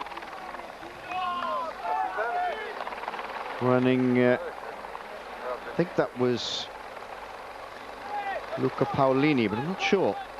Juan Antonio Fletcher trying to break the elastic, trying to get away, Sean, and mix it up here. He's been in the final many times, but luck's always deserted him, really. Well, again, I think Fletcher, he's a great rider. Paris-Roubaix, he's done some great performances. Sometimes I question his tactics, and again here his team was doing a very good job, and then he goes in the attack, still with 45 kilometers out. Allow your team, sacrifice two of your men, allow them to keep on riding, keep going and hanging there at that 25-30 seconds. Perfect scenario. No need to panic, because the finish is a long ways away here, and now he takes it up and tries to go across on his own. As we can see, Balan is just going to close them down here, but the problem is when you attack like that, you're going to eliminate one or two of your riders who have been riding for a number of kilometers, because if you up that pace by 2-3 kilometers per hour. So I think the tactic there, not the best one at the moment. I think he could have just held off for a number of kilometers more and see what his team is capable of doing. They were holding Bonen, if not closing him down, so that for me is a good enough situation at this point in the race. Yes, indeed. Fletcher, Balan, all moving up onto the rear wheel of Tom Bonen. Now it's Sky who've done most of that work trying to shut the gap. Maybe Sky have sacrificed Juan Antonio Fletcher in the move to try and shut things down for another of their riders, possibly Edvald Boisenhagen, as it means that because Fletcher is such a major competitor in these races, everybody then has to try and work. The Sky boy's not going to do anything. Everybody else has to work. Balan, you've already seen shutting that gap. Tom Bonen, 31 seconds of an advantage. This is mighty strong by him at the moment, but for how long? That's rain. Is that not rain? I can see on the lens the very first spots of rain. Well, there's none here at the Velodrome at Roubaix at the moment. Boisenhagen and Heyman in this group here, with Another of my outside bets. Lars Bohm, Mathieu Ladagnou in the white of Francis de Jeu.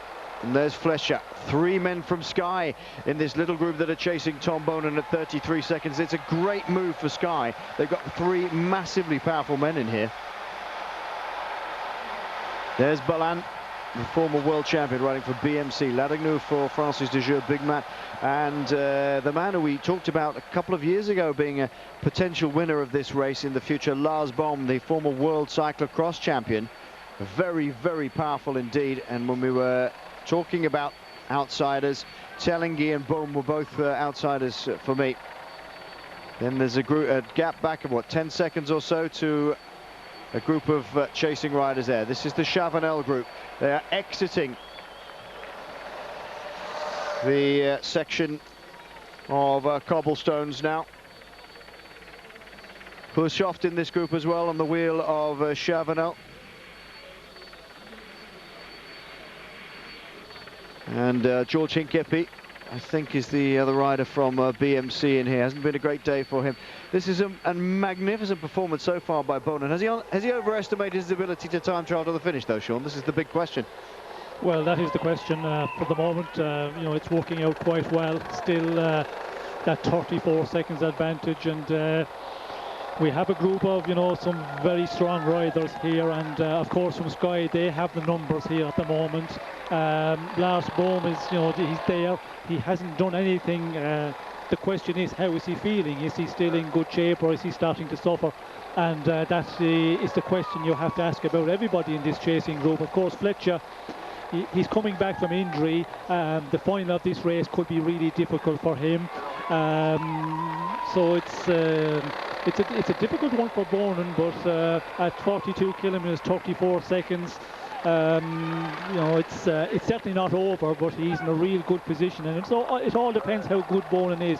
If he is really, really strong and he can, you know, continue on at this pace, well then that 34-second advantage, it's a nice situation to be in. On goes Tom Bonan. He's still powering away, looking fantastically powerful at the moment. Into sector 9, it's Maringet and Evla.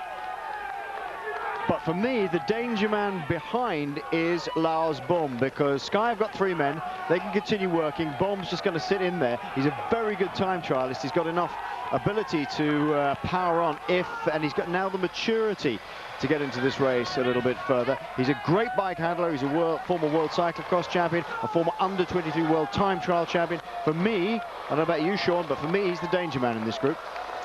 Yes, he is the one who is tactically he is very clever, and I think he's doing a good job here today. Bosenhagen for me should be you know, capable of doing something here. He has got teammates around him, and when you get into the final 50 kilometers of a Roubaix and you see a number of, you know, team jerseys around you there, that gives you a huge boost of confidence. And you know, for Bosenhagen, he's a real powerful, a real strong man. So I would say Bosenhagen for me is in a real good position. Balan, I don't think we've seen the end of him in this race today. We shall see. This is looking very much like a Cancellara a few years ago, or Museo in fact, when he won with about 50 kilometers of riding by himself. That was orchestrated by team manager of Omega Pharma Quickstep. At the moment, Patrick Lefebvre, he's had 10 wins in the last 20 years for his boys on the bike. As Lars Bohm moves to the front, looking very cool and collected. Alessandro Balan's just taken a turn. Then there's Fletcher, Bosenhagen and Heyman, riding on the crown of the cobbles there, right in the middle of the road, staying out of the messy stuff at the side, staying out of the way of over-enthusiastic spectators. Broken cobbles as they get pushed down on either side. And back onto the tarmac again. 40 seconds, the gap is going up. Surely they have got to do it a little bit more now to drag him back. Tozzato leads this group with Van Sommeren in it and another man from Sky. I'm not coming through, he says. Stannard, I think it is. Well, he's got 3 men up the road, so why should he? Oh, now he's going to go across, see if he can get across the gap to them.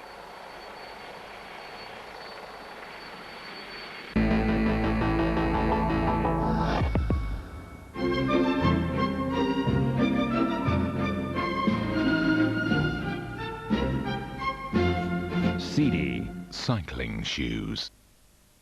From the moment you start your journey to the adventure it becomes, from the inspiring architecture to the discovery of traditions, from nature's finest moments to the feeling of being lost amongst them, for everything Romania has to offer,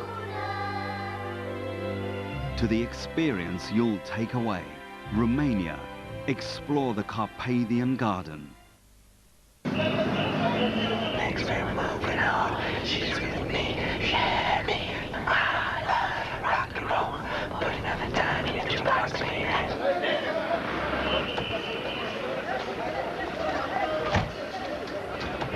I love rock and roll. Putting on the tiny jukebox, baby. I love rock and roll. Renault Scenic Collection 2012. Fathers will always be men.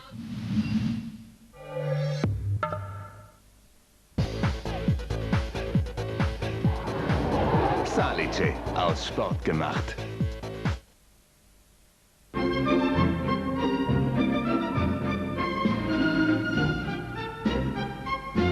CD cycling shoes.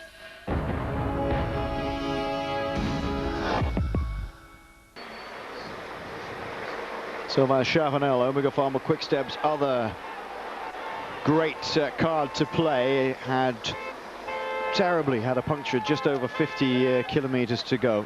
It's like Holtzmann's just behind him from the Farnese Vini squad. There's Talinghi of Rabobank. But this is the man who's going to try and make history today by riding a 50-kilometer time trial towards the end to take a fourth Paris-Roubaix victory. The only man who's won 4 editions of this race is the great Flemish rider Roger de Vlaming. He was around about the same time. He was around at the same time as the other great Flandrian crop of all that period. People like Eddy Merckx, who was, although he lived in on the outskirts of Brussels, he's a Flandrian by birth. Walter Godefroot, again, all at the same time. Freddie Martens. De Vlaming was, or Van Springel, all these riders. But Roger de Vlaming was known as Mr. Paris-Roubaix, still is known as Mr. Paris-Roubaix. 4 additions to his name. 1974, 75, 77, and 72 was his first victory. And Bonen just has to keep himself together here. He's got a 42-second advantage from a very hard riding group of about 15 men now, with Ian Stannard now on the front. Now Stannard has come across a group here. His 3 teammates, Heyman, Fletcher and Bosenhagen, were in a group just ahead of him, and Stannard has ridden particularly hard to get across and is now driving the peloton along. He knows how to suffer, that man, Ian Stannard, Sean. He certainly do, and he's doing a real good job at the moment. He came across with a small group there and immediately comes to the front and starts setting the pace. And Tom Bonen equally doing a great job. The time we're getting there, 44 seconds with 37.6 kilometers to the finish. It's going to be a battle now for Bonen out front to see can he keep it going. He's really riding at a very, very powerful and a very strong rate, but to keep that going, he's been out there for quite a long time. But everybody is going to get tired in this bunch, although with Sky you can see on the front with 5 riders up there. Numbers, can count a lot in the end, but it's all depending on how strong Bourne is today. He's looking very impressive for the moment, but my concern is 37 kilometers still to go after having such a very difficult race. Earlier on today they were riding at such a fast pace. I think we will see some riders paying for this in the final 20-25 kilometers. The first 2 hours were ridden at 47 kilometers an hour. Bonen is out by himself. He's got 45 seconds of a gap. I can't believe this man is riding away from them. There's 14 riders behind, 5 of which are doing the riding. The rest are getting the tow at the moment. But Sky have 5 riders, extraordinarily talented riders. Juan Antonio Fletcher, Edvald Bosenhagen, Matt Heyman, Ian Stannard, all pushing along. Nicky Terpstra in the middle of them. Lars Bohm is in this group as well. So it's 4 riders, isn't it, for Sky? 1, 2, 3, 4. There we are. And Stannard absolutely burying himself with riding for Bosenhagen by the look of it, who's the last in line for the Sky riders. Another second in favour of Tom Bonen. 2 minutes and 25 seconds back to the group containing Sylvain Chavanel. Hushoft, we understand, has had another puncture, which is not good, or had a puncture. Oh, this is an extraordinary effort.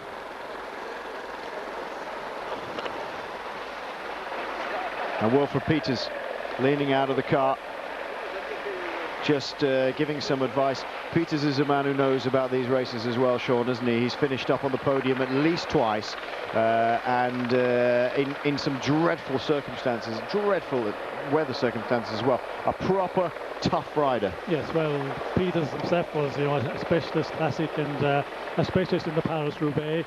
He was up there on many occasions in the final and on the podium, and you know, he has no lack of experience, and we could see him there. He was just spelling it out to Bonen, and when you're on the bike there and you're giving it 100, close to 100%, you know, you need that from your director sportif. Give him a clear picture of what's happening behind, and that's what Wilfred Peters was going about doing there. 46 seconds the gap is out at the moment. I tell you what, I'm not quite sure how long Stannard will be able to do this for. He is super tough. And Nicky Terpstra back in this group again. He did ride away. He was instrumental in helping very slightly Bonen to get away in the first place. The two of them went away, and then Terpstra dropped off, unable to hold the pace of his team captain, this man here, Tom Bonen. This is a magnificent ride.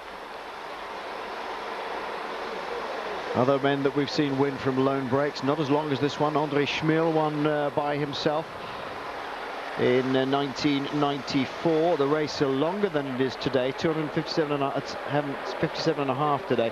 One of the longer races in modern years. That one 270 kilometers. Henny Kuiper won the longest in the, I suppose, the post-1980 period.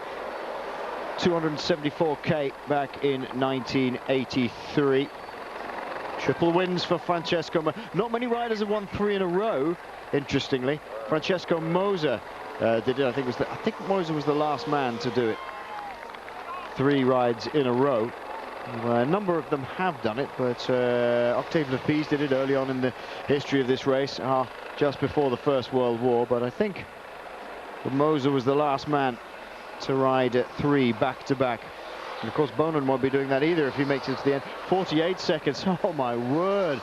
This is getting out of control. Stannard has done his bit, is everything he can do. He's given everything now, and he'll try and stay there. That's it.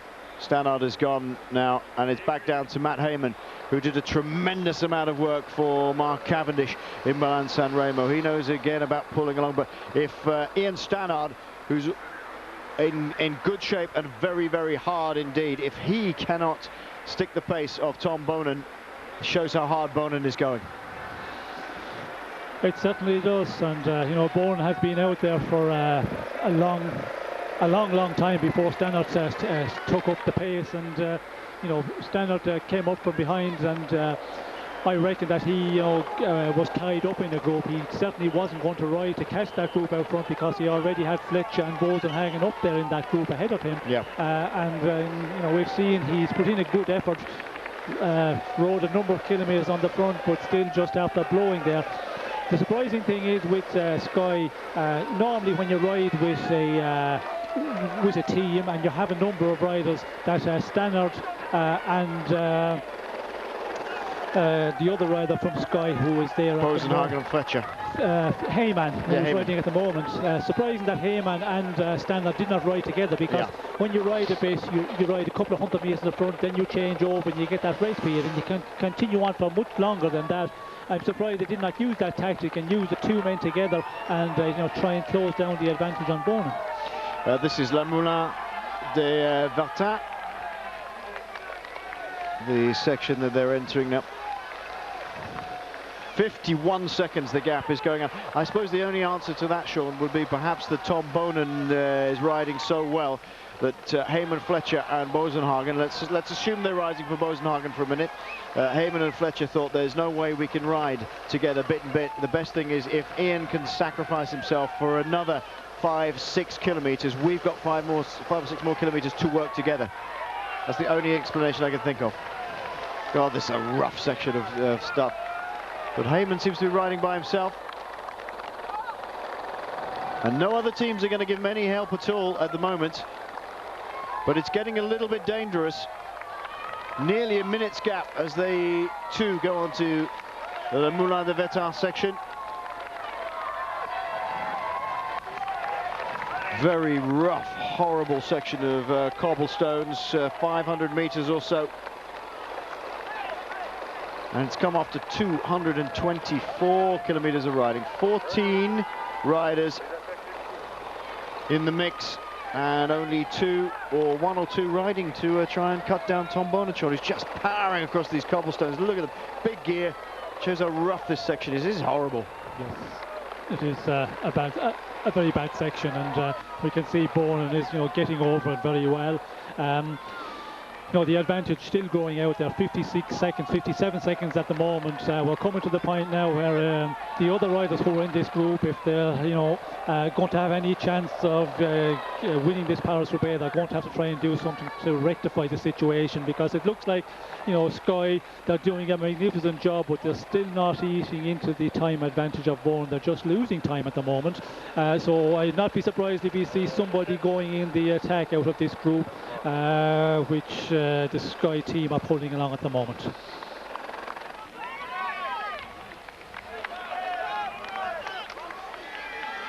Well, the Belgian press has been absolutely on fire over the last week with stories and features and articles on this man.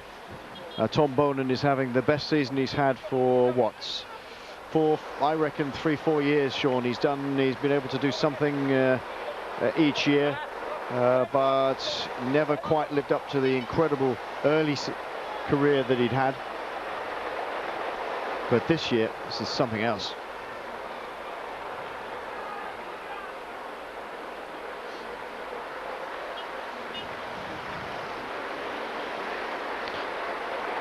I've got to say, I'm not a huge fan of a black S Works, but I do like that one. That's lovely. And it wouldn't make me go as fast as Tom Bonan. 56 seconds now. This is a section here, Sean, where before we get up to we're getting closer and closer to Carrefour de l'Arbre, and they will have to start working together as a group at this point while they've got some tarmac amongst them. Well, I think to work together, it's difficult to see that happening. I think we will see attack coming on the cobble sections. That's where you can really, blow this group of about 15 chasers. I think we have got in that Fletcher group, it's all down to how they're feeling this group. If there's some of the guys like Boom, Balan. If they're capable of, putting in a big attack here and breaking up this group and maybe getting away with just a small 2 or 3 guys who can work well together. 30 kilometers to go, 56 seconds. It's looking just better and better for Tom Bonan at this moment. And if you wait until the section of Carrefour d'Arbre, I think with the advantage Bonan have at the moment, it's not possible for anybody to close it down at that point unless we see Bonan really tiring in the end. It's too much of an advantage going on for a minute at the moment. Heyman still doing a huge job here at the front. The two riders from Rabobank just saying, well, what are we going to do now? As Tom Bonan rides off into the distance, somebody somewhere has got to get out from behind the Sky Riders. It's clear they're not cutting down the advantage, so they're going to have to start working together. And those discussions have to be had soon, and somebody has to take a decision, because if they don't, this man, the Flandrian rider Tom Bonan, is going to win Paris-Roubaix with a magnificent solo effort of 50 kilometers. And it is a huge effort that he put into start, and he's now just time trialing his way off into the distance, and he's got some very strong riders behind him. Other ultra favourites and good outsiders are just sitting there. Nicky Terpstra, well, he's playing a blinder. I mean, he could be just sitting there and waiting and waiting and waiting until they all get towed in for second place, and let's do a Lefebvre special and then sprint out in the last kilometre and get second. Almost a minute, and under 30 kilometres to go for Tom Bonen.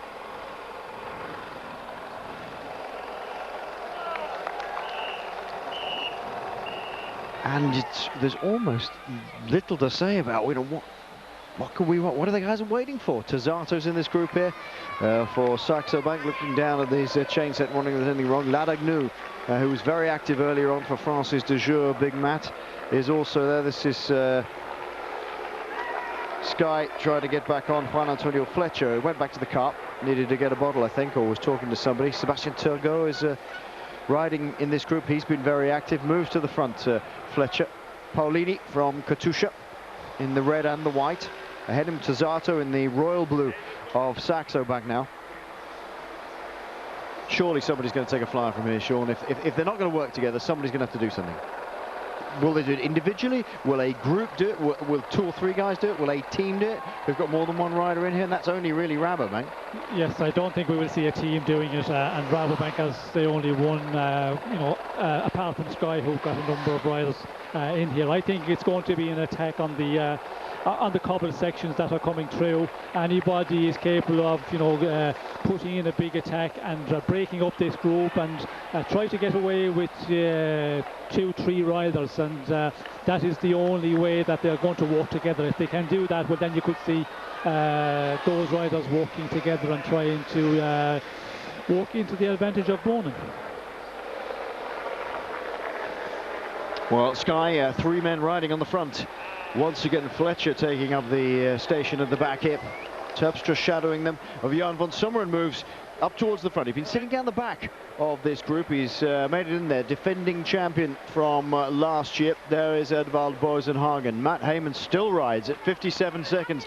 Is the gap. Well, it's being pegged at the moment, and other riders still not prepared to make the effort. Maybe they feel they've got something left in the legs, that Tom Bonen is going to burn himself out. It's a magnificent effort so far.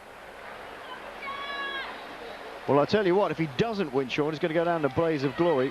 What about is the possibility that perhaps Sky have been riding way too much, and that the director sportif should maybe say, hey, sit up, boys, let somebody else do the work?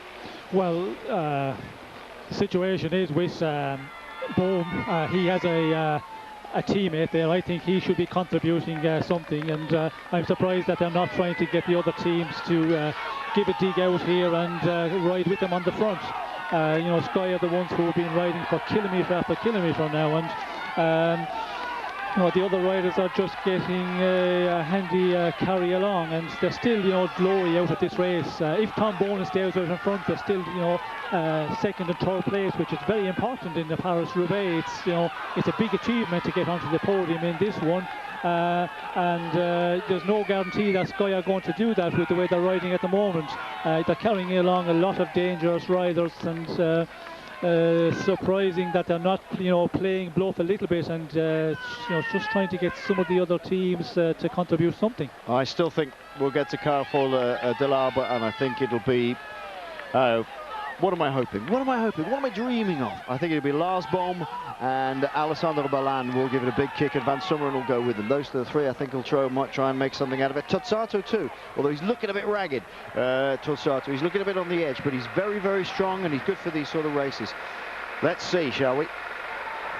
Out of those riders, Sean, if anybody was to go and make an attack, I've just put my neck on the block and said of those 3 riders, who do you think is in? It looks to you when you see those the body language, who would go?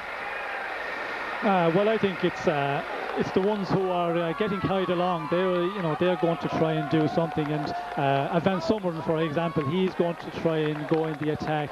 Balan will go in the attack, because he knows when he gets to the finish with a number of other riders, he has no chance in the sprint. So anybody who feels that if it comes to a sprint, they're not going to get onto the podium, but it looks very like now that, you know, with a minute coming to the 25 kilometres to go, if they wait to the Carrefour d'Arbre, well, then you're only riding for second and third place on the podium. But there's so much, you know, to calculate in there. Are they capable of attacking at this distance? That's the other question, yeah. That is, you know, the big question, because Sky are doing a tremendous ride here. They're keeping this pace really high, and the other riders are just maybe comfortable enough to just stay in the slipstream and just get carried along and not able to attack. Well, they may be doing a terrific ride, Sean, but they're not doing as terrific a ride as Tom Bonan, who's out ahead by himself. This is a 50-kilometre ride. He's done 25 of it by himself already, and it looks like Nicky Terpstra's gritting his teeth now with 25 kilometres to go. And for me, I'm still saying it, Balan and Bonan, Balan and Boom and Van Summeren look the threatening ones for me. They're just going to go. I've got that feeling about it. I may be completely wrong, and I most often am, but it just looks as though they are waiting for Sky to bury themselves, and there will be nothing left. 1 minute and 2 seconds. Well, Bosenhagen cannot allow that to happen, because his teammates have done such a great job, and I think he is the one who the responsibility is on his shoulders. Fletcher, you know, we have to remember that he's only coming back from an injury. He hasn't raced a lot at all, so, you know, it's going to be difficult for him in the final. So for me, Bosenhagen is the one from Sky who has to definitely get on the podium today, when you consider the job they have done in this final 60 kilometres. There's a break here. Here's the break going. There you go. Juan Antonio Fletcher, Jan van Summeren, Lars Boom and Alessandro Balan have made the break. Boom, to me, looks the strongest here. Now the question is, who is really going to ride out of that four? Ladagnou looks like he wants to come across. They're all scattering around here, but 103, are they going to leave it too late? With Tom Bonan still powering on. Adrian Mulholland gets the prize for quickest joke for Paris-Roubaix. Spaniard, Australian, Norwegian walk into a bar. Tom Bonan says, "What took you so long?" There you go. Sector 6. Borgela-Wanan. Just 1,100 metres of cobbles. It's not as rough as some of the earlier sections, but we're rapidly running out of time if anybody wants to stop this man from taking a 4th Paris-Roubaix title and equaling the great gypsy himself, Roger de Vlaeminck. De Vlaeminck will be looking at this with a wry smile on his face, Sean, wouldn't he? He was a fierce competitor then. He's still a fierce rider now. Yes, and I'm not sure he'll be looking at with a smile on his face, because reading the Belgian press, he spoke up and said that, yes, he would like to see Bonan equaling with his 4 victories in the Paris-Roubaix, but it's looking very much is going to be the case now with Tom Bonan. If we do not see some major action in the next 5 kilometres with 23.5 kilometres to go, over a minute advantage for Bonan, then it's going to be, you know, pretty much the race that Bourne has just dominated today. Absolutely, completely dominated. 103. We have to see some major action. Can they do anything about it? That's the big question. 104. Let's have a look at the facial expression of Tom Bonan, beginning to feel it, but still regular hard rhythm as the group comes back together again, with Bohm taking the high ground here. Lars Bohm in the middle and moving smartly up onto the wheel of Skies. Fletcher. Jan van Summeren gets in his wheel. Balan is still in there. Does that Sebastian Turgot is trying to move up the outside to get in the wheel? Nicky Terpstra seems to have come back a little bit. Here we are having trouble. Is Edvald Bosenhagen. That's the end of his day, I'm afraid, I think. Well, certainly he's having trouble staying with the the group completely. Yes, and now we're seeing the answer why he wasn't, making some move, because and that's Heyman. Heyman is. It's normal that Heyman is going out the rear door because he has done a huge amount of work for Bosenhagen. He's the one who has been, being carried along there, but just haven't got it, and it's game over for him. He's not going to recover from this, and he's not going to do anything in the line of attack, because when you see him going out the rear door, it's the end of his energies. Terpstra trying to shut down the move. They'll try to get across to the move from Belan and Lars Bohm. 101. The gap is for the first time. The gap just came down for a couple of seconds. That's all. But that's the first time we've seen it for a long, long time. 22 kilometers to go. Bohn looking a little bit more tired now, Sean. Yes, I'm not surprised, but everybody in that group of chasers are also, starting to tire big time. And the question is there somebody in there who has been keeping it very cool, bluffed it well, and just play the waiting game? But they will have to, Bohn will have to tire a lot in this final for them to close down this minute, and we will also have to see a very strong attack out of the group of chasers. So, the situation Bohn is at the moment, if he can keep it going, anything like he's been doing the last number of kilometres, I don't see him being pulled back in this final. No, if he can keep it going, that's the thing. As far as bluffers go in the chasing group, for me, as I said, it's Lars Bohm. He's the bluffing one there for me. But we'll see, because it doesn't make any difference how much you bluff if you can't close the gap. 1 minute and 4 seconds. Visibly huge, and it's a magnificent ride by Tom Bohn. It's a very brave thing as well to think, well, you know what, I'm going to go and win this. I feel good. I've got some of my major rivals aren't here, so I've got a little bit more to play with. I am really going to go now. I'm going to go, and I'm going to try and make this my own, make this race, stamp my authority on it, and become a 4-time winner, equaling the record. Yep, I'm convinced that it's Lars Bohm who is teeing himself up if he possibly can. But they've now put teammate Winans on the front to try and shut the gap down, but that's not doing any good at the moment, Sean. 108, the gap's gone out again. Yes, it's certainly, hanging in there around the minute 5, minute 8 at the moment. And when you look at Bohn there just a moment ago, it looked like he was suffering a lot, but sometimes, it's just a slight little bit uphill. You turn direction, maybe it's a bit of a headwind, and it looks, that the rider is suffering majorly. So it's hard to compare, because when we go back to our chasing group, we see the Rabobanks with Winans, Martin Winans taking it up. He looked like he was going that little bit faster, but it's really difficult to compare, because there are different points on the route.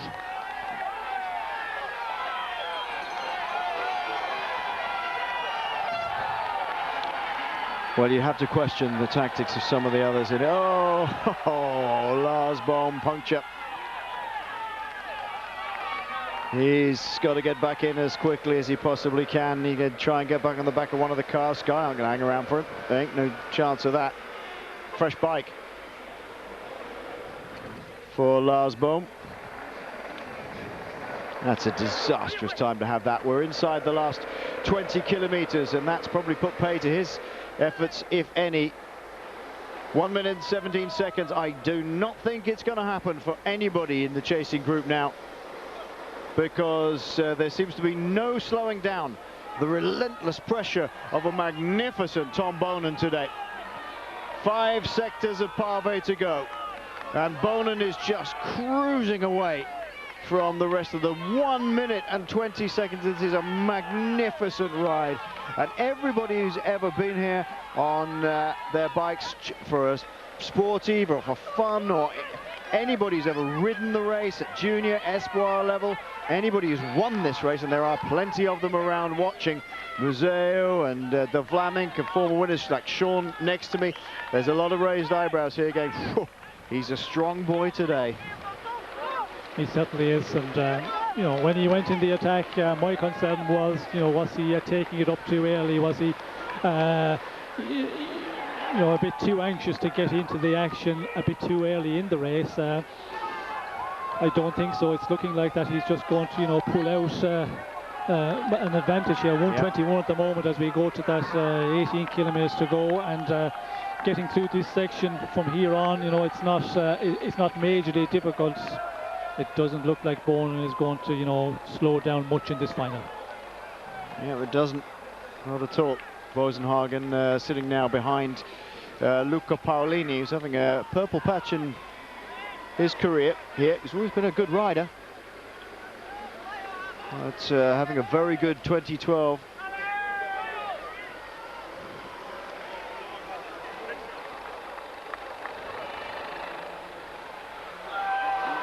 $18 kilometers to go, 124 is the gap. They're all riding for the second spot now, Sean, by the look of it. Yes, I think that's all they can do now. You know, still going 124 at the moment. It's not possible to see Bonin being closed down the final, and I think everybody in that chasing group, there was a lot of riders, you know, Balan, we could see there, Tosato, as you said, was, you know, sitting there. Bohm, he had that flat, but he got back in pretty quickly. Nobody really able to put in a big attack and break up this group, and that tells that everybody is just on the rivet. And at this time, I think they're just starting to think now about the second place on the podium. Yeah, problems for Heyman. There's definitely some water on that lens there, Sean. Just a couple of spots of rain. It's going to stay a dry race in general, though. Here goes Lars Bohm. He's changed his bike. Whether it's a deliberate bike change or not, who knows? Tom, go for it. Absolutely. But he's ridden up back through that chasing group and has now struck out. Whether he'll get a significant gap or not is another thing. Alessandro Balan and Juan Antonio Fletcher behind him. 121 now is the gap. Here comes, well, Lars Bohm. This is a massive effort now. Finally, somebody's shown their cards about attacking, and it's the former World Cyclocross champion, Lars Bohm. He's got to remember he's an under-23 World Time Trial champion in the past as well. And that's the first individual attack we've seen out of the bunch, Sean. Well, yes, it's the first one we have seen since Bourne and Tepstra, you know, made the attack, and he's waited a long time. Maybe Lars Bohm was going to attack a little bit earlier. His mechanical problem maybe just, you know, upset that for a moment. Stay on the bike, Tom. Stay on the bike. He's doing a good job, and Bourne still, you know, he's charging into these corners, really pushing it on. Now we will see, you know, how much Bohm, how strong he is, how much he's got left in the tank, but Tom Bowen is still just powering along here. Maybe Lars Bohm thinks that his cyclocross skills might give him a little advantage into some of these nastier corners where Bonin has had to sort of charge in and just take his foot off the gas a little bit. Who knows? 1:11, the gap is coming down with 16.5 kilometers to go.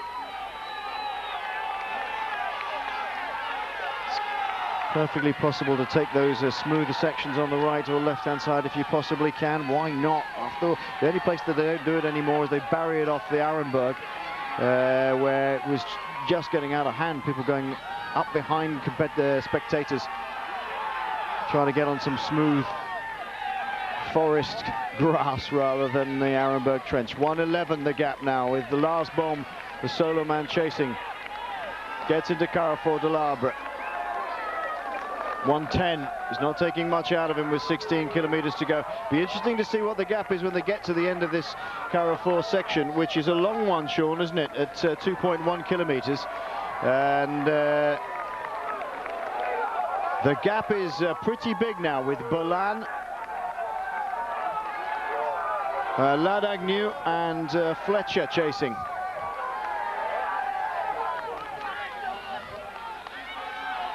Dodgy corner, this one. This is the one where Hushoff fell off, I think. Very tight and lots of dust on that. He gets through okay. Normally the spectators here are tanked up from about 9 o'clock in the morning. The lone chaser, Lars Bohm, has made a big effort to get away. How much has he got in the tank to try and shut down Bohnen in the moment? He's going well, but we don't see any change in the timings whatsoever, Sean. No, it did.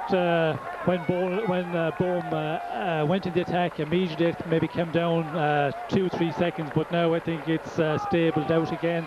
1.9 at the moment. He's not eating into it as fast as you would expect, because he's the fresh man. He's been in this group for a long time. He's being carried along by the Sky Riders, who are setting the pace for a lot of kilometres, where Tom Bohnen has been out there in front, and it's not coming down as quickly as I would have expected, and possibly we can see Ballan here. It looks like they're coming back to closing down on Bohm. Well, he had a quick look over his shoulder.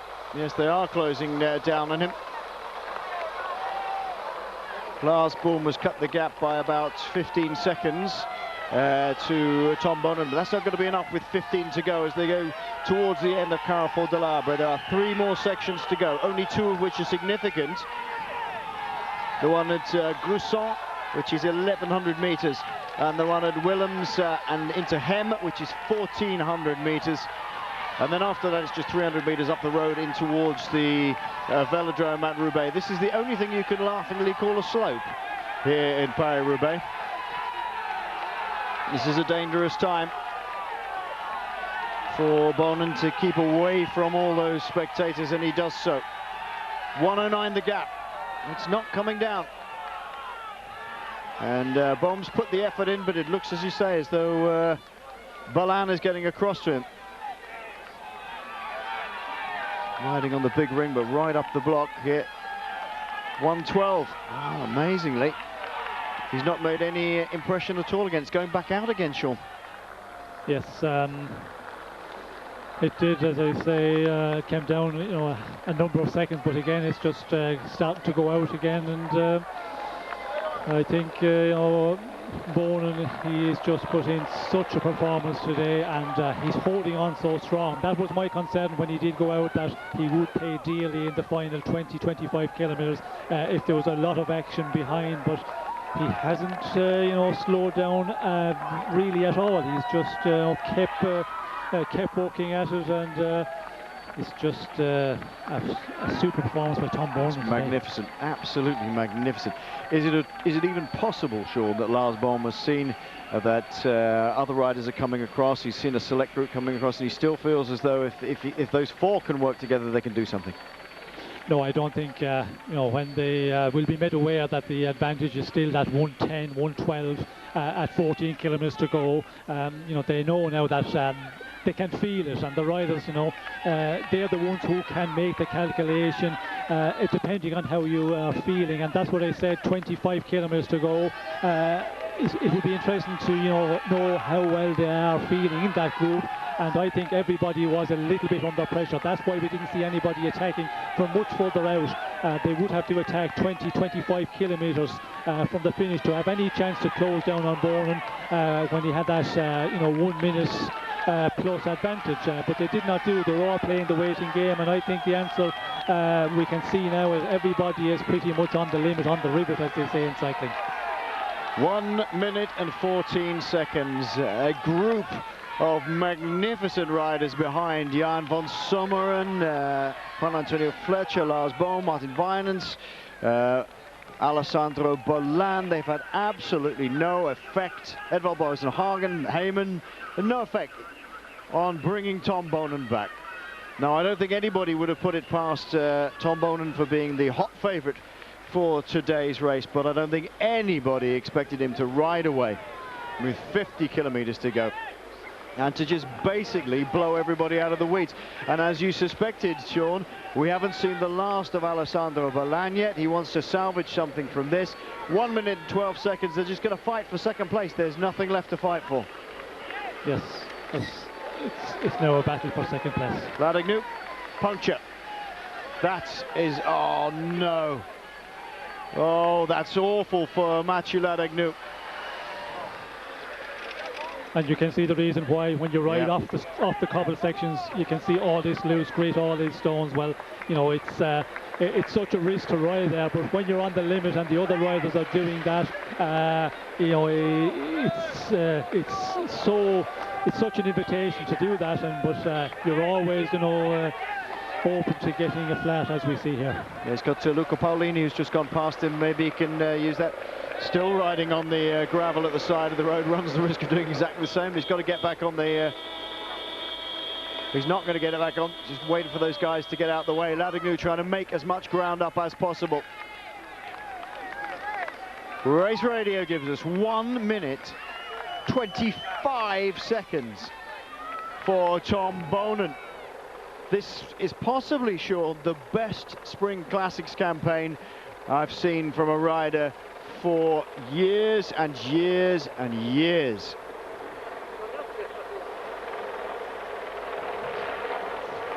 This man, Tom Bonen, has won a whole fistful of rides already in the Classics and Semi-Classics. Gent Wevelgem, Harold Becker, Tour of Flanders, and he's looking like he's going to win this one as well. I'm trying to think back on a rider recently who's had such a consistent Spring Classics campaign in the Cobble Classics. Even Cancellara has not had a season as good as this yet. No, I don't think there's anybody has had such a consistent season as Tom Bonen has had this year. Maybe a number of years ago when Bonen was winning Tour of Flanders and Paris-Roubaix himself, you know, he was close to it, but the style he was winning in, I think he was calculating more on his sprint, where here today he certainly, you know, did not make the calculation, stay with a number of riders and try and take this on the sprint. He took it so far out, and you know, when he did go with Terpstra there, it looked like that it was, you know, a danger thing to do. I certainly, if I was the director of Sportif, I would have been majorly concerned to do at that point. Yeah. But you know, again, the riders, they know how he's feeling. The director of Sportif, they know each other so well. They, you know, went and took that risk, and it just worked out so well. And I think, you know, 122 at the moment. I think it's a bit more than that, because Race Radio seems to be saying it's a bit... You're at nearly 130 now. A bit more, close to 1.5 minutes. And, you know, what a ride Bonen has done today. And I think it's going to be the best classic campaign of his career. Yep. That's for sure. That's absolutely for sure. 122 the graphic gives us here. Race Radio gives us a little bit more. Balan third in last week's Tour of Flanders. Fletcher again playing the bridesmaid here in Paris-Roubaix. Lars Bohm, who was the man who drove off the front to fracture the chasing group. Bonen, though, is going to be uncatchable. This is a magnificent ride. The finish is within sniffing distance for the Flandrian. He's going to move back to Belgium from Monaco after Paris-Roubaix. He'll have trouble staying out of the press and the limelight after this ride. Magnificent. The biggest ever gap, by the way. And the finish of a Paris-Roubaix was when Eddy Merckx beat Roger de Vlamingh in 1970. The gap then was 5 minutes and 21 seconds, the smallest ever gap, you'll remember this, between Plankett and Bauer back in 1990. Eddie being beaten by 1 centimetre on the line by the great Canadian rider, hard man, Steve Bauer. And the final words from Wilfried Peters about you've got under 10 kilometres to go. Keep it rolling along. They're over 1.5 minutes behind. You can see the fire's gone out of the chase here. I almost call you Brian then. I'm used to seeing Brian. Sean, the fire's going out of the chase here. The three of them are just riding around turn on turn, and they know they're just riding for second. They just have to be careful about who's behind now. Well, I think they're making the calculation now. Spare as much as you can and try and, you know, get the best place that's left in this race, which is second and third place on the podium. They're definitely in that calculation zone at the moment, and I think they've been in for quite a while. But you know, when you're in the final there with 3 riders as we have in the chase, it also depends on how you're feeling. If you're starting really to feel tired, feeling the effects, well then you have to, you know, conserve as much as possible. Every turn of the unnecessary turn of the pedal you can pay from the end.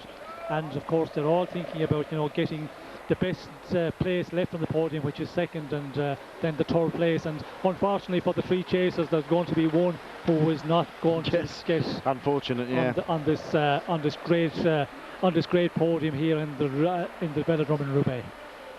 Yes, when they come around into the velodrome in Roubaix, they have to do 1.5 laps to finish. The winner of this race gets a massive, great brick of granite. And 30,000 euros. And yeah, well, yes, the euros are always handy. Oh, the vital moment, the picture's gone. It's come back. Oh, thank goodness for that. 1:32, the lead for Tom Bonen at this moment, and 3 men behind him. Alessandro Ballan of BMC, the former world champion, a former winner of the Tour of Flanders, and always a presence in the last few years here in Paris-Roubaix. Juan Antonio Fletcher riding for Sky this time. We've seen him in every, well, at least 2 other colours of teams, and he's still playing, as I said, the bridesmaid, and hasn't won this yet. And the final man in there, the former World Under-23 time trial champion, a former World Cyclocross champion, Lars Bohm of Rabobank. But just look at the power. Seamless.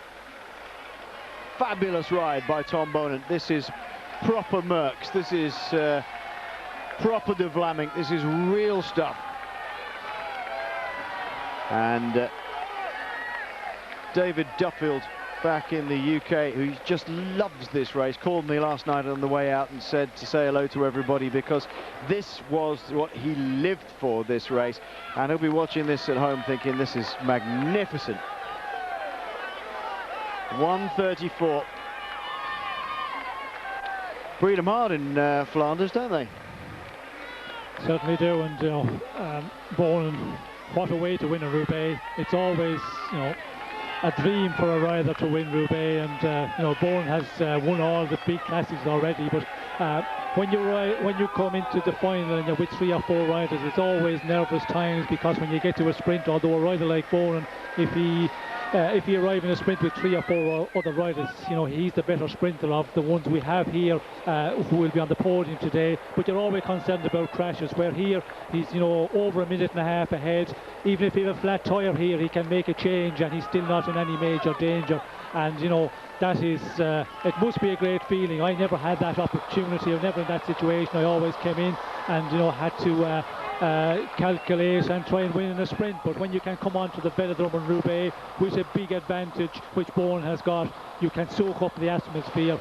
It must be a great, great feeling.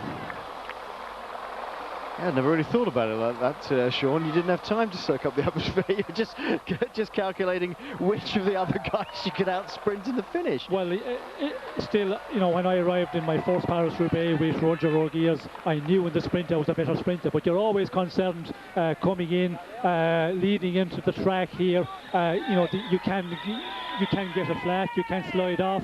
You just never know. So there's always that little bit of nervousness there, where when you're on your own 1.5 minutes ahead, it's a much, you know, more relaxing situation. I think when you arrived for your first win in Paris-Roubaix, Sean, Roger Rogiers was a very young rider. I don't think he expected to even be there, did he?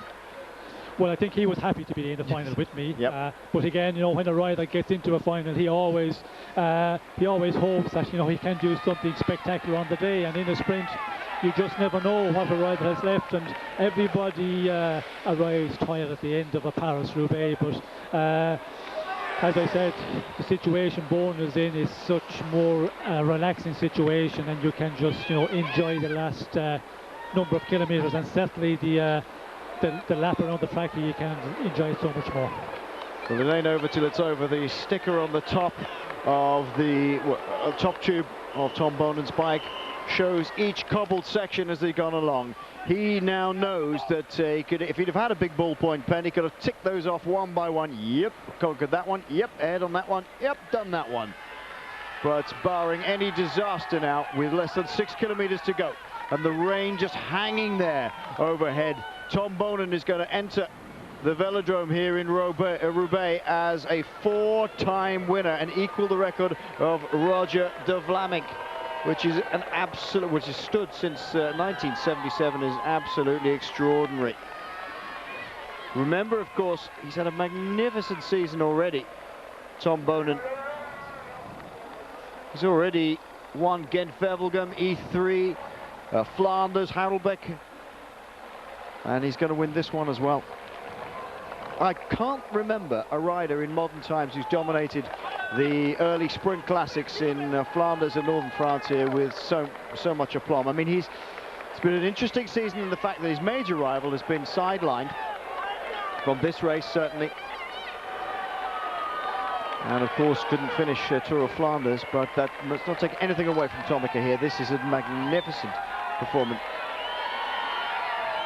Terpstra, his teammate, now 1 minute and 50 seconds. Nicky himself's had a terrific year so far. Look at the crowds lining the side of the road, and he's almost upon his last legs, I think, now though, Sean, Tom Bonen. He's still turning the pedals around, but he's got that look of him of thinking, I've only just got to keep it going for 5 kilometers. I've got enough, but I am now very tired. Yes, and he'll be well aware of the advantage he's got, you know, over a minute and a half on the chasers. And when you're in that position, well, then you can knock it off a little bit. You don't have to, you know, give it 100%, and that's possibly what Bonen is doing. This is a section also where it kicks up quite a bit, and it does hurt a lot at this stage in the race. Everybody is just, you know, really on the limit here, and you know, Bonen is he's after being out there for so long on his own, and it is hurting. But I think everybody, the chasers here, although when you have 3 riders to share the pace setting behind, I think everybody is just going to, you know, struggle on this little drag. Little behind by Juan Antonio Fletcher, just to make sure that they've got a bit of a gap. Wilfred Peters is a happy man at the moment. Come on, good Tom, you've done it. You've done it. You've equaled the record. You are the dominant classics rider of your generation, although Fabian Cancellara may be held up against you. Every generation turns up a titanic battle between riders, and there are always those who are knocking around a central 1 or 2. Merckx and De Vlaming, and we had riders like Van Springel and Godefroot around at the same time. Some of the times they ride for the same teams. If you think about Museo and Van Petegem riding for opposite teams, but they were of the same time period. But Tom Bonen this year has shown he is the man of the hour. Magnificent. Merckx, De Vlaming, you could put Moser in that group as well. There was a whole section of races back in the early 1960s that were totally dominated by the Flandrians. Leon van Dalen, Noel Forêt, Rick van Looy, of course, and his Fiemme teammate Peter Post, the Dutchman. And I think I'm right in saying Fred de Bruyn was actually a Walloon, but they've always throw up rivals of an era. Unfortunately, the main rival for this man, Fabian Cancellara, crashing out in Flanders and not here, but he'll be looking at home thinking that is some magnificent performance. 3 kilometers to go for Tom Bonen. He broke away with Nicky Terpstra at just over the 50-kilometer mark, about 53.9 or something similar. There's the Roubaix Velodrome. We're stuck underneath that grandstand on the far side of the shot that you can see, and Bonen is a very happy man, and I'm not surprised. The gap just went out and out and out and out, Sean, and it only came down by about, what, 15 seconds or so when Lars Bohm attacked. But other than that, nobody's been able to touch him, and there were 14 men behind. Yes, there were 14 men, but of course we only see 2 or 3 men riding. Only 3 chasing. Sky was the only team, you know.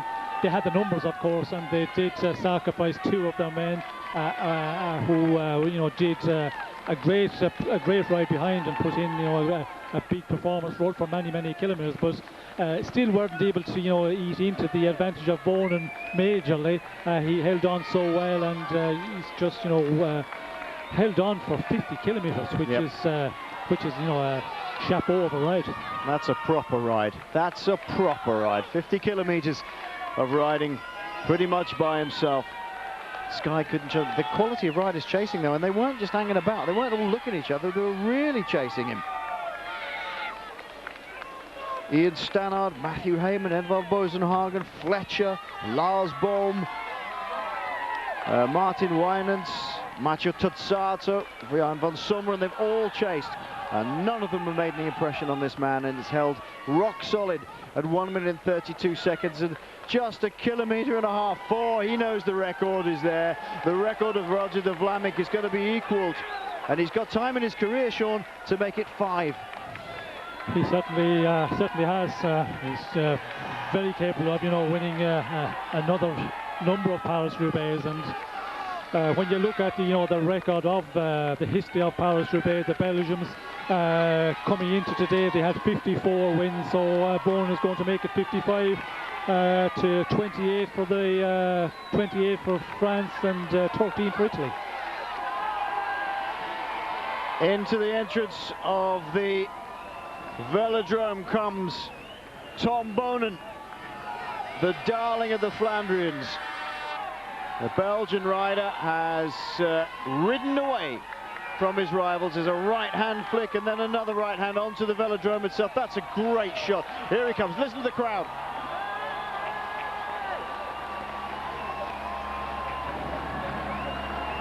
Tom Bonen has a lap and a half to make a historic day. He'll be the first man to win Gent-Wevelgem, E3, Chelles de Pries, Paris-Roubaix, Tour of Flanders, all in the same year. And a Harold Becker, of course, but he will also equal the record of Roger de Vlaminck of 4 wins. That is a magnificent ride by Tom Bonen. He wasn't beset by mechanical problems. He rode brilliantly over the cobbles. His team get things under control, and the combined might of Sky especially could not peg him back. Tom Bonen just has one more corner and he could coast into victory here at Paris-Roubaix. The 110th edition of this fantastic race is won by the joint Mr. Paris-Roubaix. Tom Bonen takes the win. An extraordinary 50-kilometre plus effort. And now it's going to be a 3-way sprint for the finish. Fletcher at the back, Bohm in the middle, Balan, who has probably the lesser sprint of the 3, in the front, and it's going to be cagey around. For your money, Sean, who's going to take 2nd and 3rd here? Lars Bohm. Yep. Fletcher. I would have gone exactly with you for that. Balan is just going to have to sit there and do what he can. Wilfred Peters straight out of the car. There's Patrick Lefevre on the left, the silver-haired gentleman, the manager of the Omega Pharma Quick Step team, just biding his time. Bohm at the front of these 3, with Balan right at the back, Fletcher being sandwiched in the middle. They take the belt, and there's riders coming up behind. That's a great ride by Nicky Terpstra and Sebastian Turgot, and I don't think they know they're there. I don't think they know they're there. Terpstra gets onto the back. Is it going to be a 1-2? Whoops, suddenly Lars Bohm is aware of it. He's going to lead the sprint out. They've got 2 more bends to go. And Turgot, the man right at the back, pushing a bigger gear, gets in the wheel tracks of Fletcher. Balan trying to come around the outside now. Fletcher leading out. Lars Bohm is out of this one. Fletcher looks like he's going to take 2nd. Sebastian Turgot is going in from the outside, as is Alessandro Balan. Sebastian Turgot, is he going to make it to the line before Balan? He does. I think he gets 2nd. Sebastian Turgot, who has been active all day, I think gets the 2nd there, just ahead of Alessandro Balan. But there's the man of the hour. Tom Bonen takes his 4th Paris-Roubaix victory. That's a fine chase back on by Turgot. Sure, that's magnificent. I don't think they realised they were there when they got in the velodrome. It's either Balan or Turgot. He's got a podium place. Balan. Balan gets the 2nd. Yes, and what a performance by Turgot. as you said, you know, they did not realize they were coming up, but the other riders, it just shows how everybody was just at the end of their energy, because Bohm also, you would expect him to be able to put up a sprint there, and it's Ballan who, you know, was the strongest, just that little bit more power left. Big track throw for the line. Here comes the next group on the road. There's Jan van Summeren, Mathieu Ladagnou, Martin Weinens. Matt Heyman in this group as well. They're at 2:52. They take the bell. Matteo Tozzato. And whoops, a little bit of pushing to get into line. And the last man is Luca Paolini in this group. Paolini, probably the man with the best sprint in the group. Tozzato can sprint though. And we'll see who gets this one. Coming right the way from behind is Ladagnou. Heyman gets into his wheel. Tozzato going for a long one as they come into turn 3, into turn 4 of the banking. And Tozzato's going to take this one. He's going to ride away, is he? Or is Heyman going to come out? Nope. Still a long run to the line. Tozzato from this group. Then Heyman. Well, there was a magnificent win for Tom Bonen.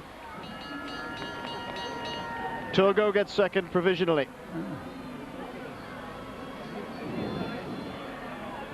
That's the provisional 1, 2, 3. Tom Bonen, Sebastian Turgot, Alessandro Ballan from. So France get onto the podium, as do Italy. Belgium are on the top step. The Flandrian Tom Bonen making it a 4th win. Oh, that's close. I wouldn't want to be a commissaire there. I don't want to be a commissaire there. That's a horrible one. There was a big article in one of the Belgian newspapers this morning with, yesterday, sorry, with Rick van Looy, the Emperor himself, talking about how Tom Bonen is and this particular race. Remember the reason they had a big article in there?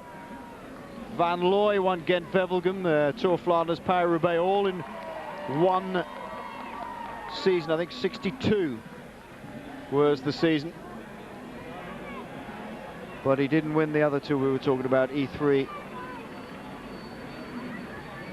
being one of them, or Harold Becker.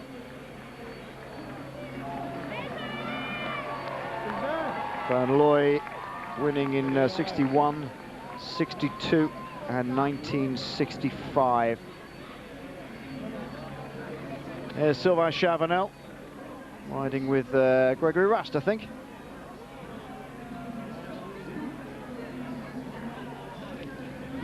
No, it's not Rast he's come in with, it's Hayden Ralston, who was riding with him a little earlier. Covered in the dust and grime of Paris-Roubaix. A good race for you, Sean. Have you enjoyed it?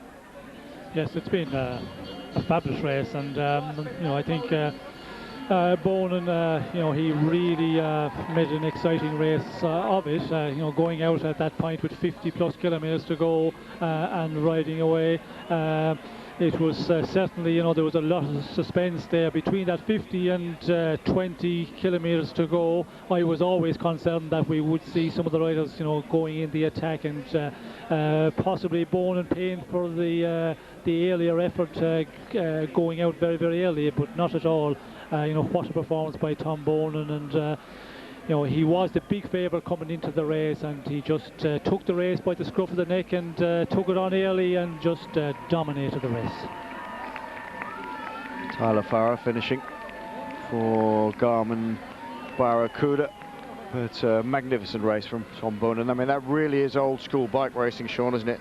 Well, I mean, Cancellara's done similar things in the recent past, but the two of them, the predominant classics riders of their generation, certainly in the Flandrian classics. Yes, well, of course, Cancellara, he's a specialist for going long breakaways, and he's got to do it because in the sprint he's not as strong as Bonen. So, you know, Bonen could have waited for much longer in this race. Bonen, Turgot, Ballan. That's the provisional 1, 2, 3.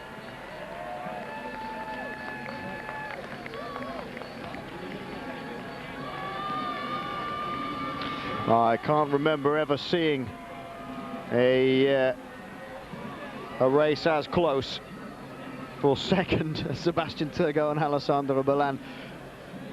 Terrific ride by Terpstra and Turgot to get back on level terms as they went into the final bend of the Roubaix velodrome, and Turgot hanging on in there, but grim death coming around the outside and really having a good go at getting second on the podium. We'll have to see what who gets presented, because it was so close. I wouldn't want to be a commissaire on that job today. Manuel Cinziato just coming over the line there, you could see on the far left-hand side. So the World Tour now has Tom Boonen at its head, have Simon Gerrans and Samuel Sanchez.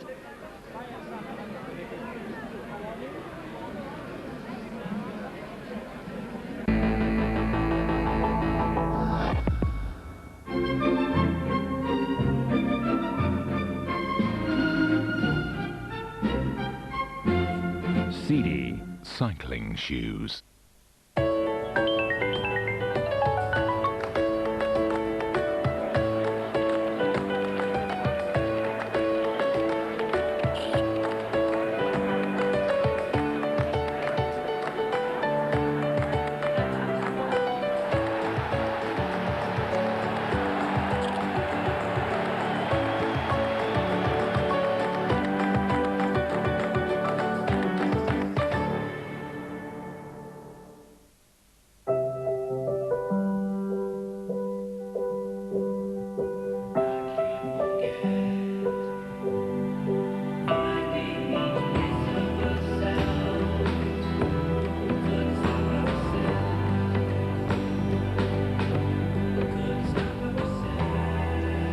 Tomorrow believes the more of our world we see, the richer we become.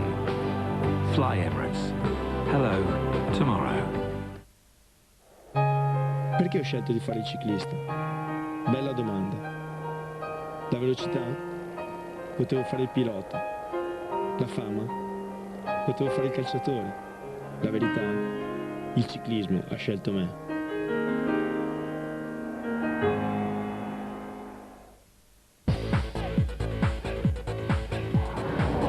Salice, aus Sport gemacht.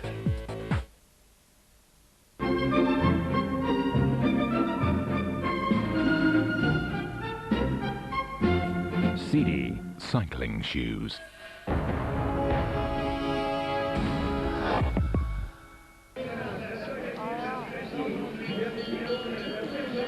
Well, welcome back. It's that period of the day, isn't it, where you just sit back and think, I can take a breath now, even if you're watching on the edge of your sofa. Just a magnificent, magnificent ride by Tom Boonen.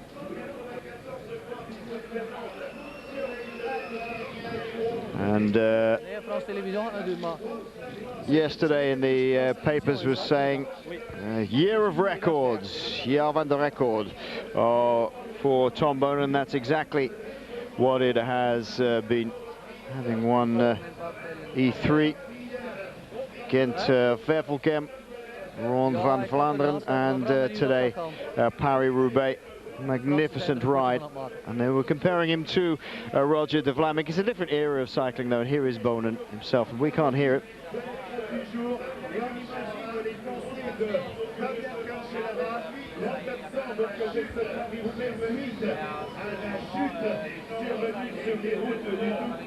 No sound, unfortunately, so we don't know if you're hearing it or not. We can't hear it, and apparently back in Paris and Eurosport they can't hear it either, so we can only speculate what he's saying.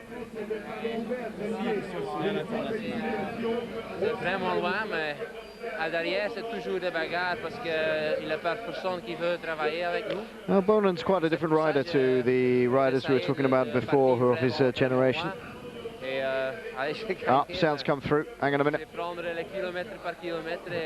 Okay, I think he was just saying that I decided to attack because nobody wanted to work beforehand. I just took it kilometre by kilometre. À quoi vous avez pensé? Qu'est-ce que vous avez ressenti à ce moment-là? When you came into the velodrome, what did it feel like for you? La dernière 2 semaines, j'ai fait 6 mois, beaucoup de travail pour arriver vraiment bien. Well, I knew I'd already won. I had that feeling that I've already won, so so I was in good shape, so I could just enjoy myself, really. C'est extraordinaire. Qu'est-ce qu'on va faire cette saison déjà? Doublé, Flandre, Paris-Roubaix. Vous rejoignez Roger de Vlaminck et ses 4 victoires. Qu'est-ce qu'on dit dans ces It was a good team day we did have today, and we've had great results this year. Et pour un 4e, je pense c'est la meilleure chose. So you're now part of the history of Roubaix. You've won 4 times. Yeah, yeah. I think this is the way to do it as well, says Tom Bonen. Well, sorry we didn't have any sound at the beginning of that. I've no idea if you did at home. A different type of rider, Tom Bonen, to the riders who he'll be compared with now, like de Vlaminck, like Freddie Martens, or like well, never won Roubaix actually, but Van Petegem, Museo, for example. These guys chose to live at home. They chose to live in their near or close to or where they were born. True quotes, true Flandrians, as we see Wilfred Peters congratulating Tom Bonen. Peters himself, a proper Flandrian. There he is. But Tom, of course, very early a world champion, like Merckx was very early a world champion, but went off to live in Monaco. Did enjoy his lifestyle down in Monaco for a while, but the news is he's going to come back to Belgium to live, so it's all going to change again. Very much a different generation to the older riders of that, the last generation, the Van Petegems and the Museus, but no less for it, Sean. A terrific. He's come back into form as he's got more focused again. Well, yes, he has been more focused, and from what we believe, this winter he's put in a lot of work in the last 6 months.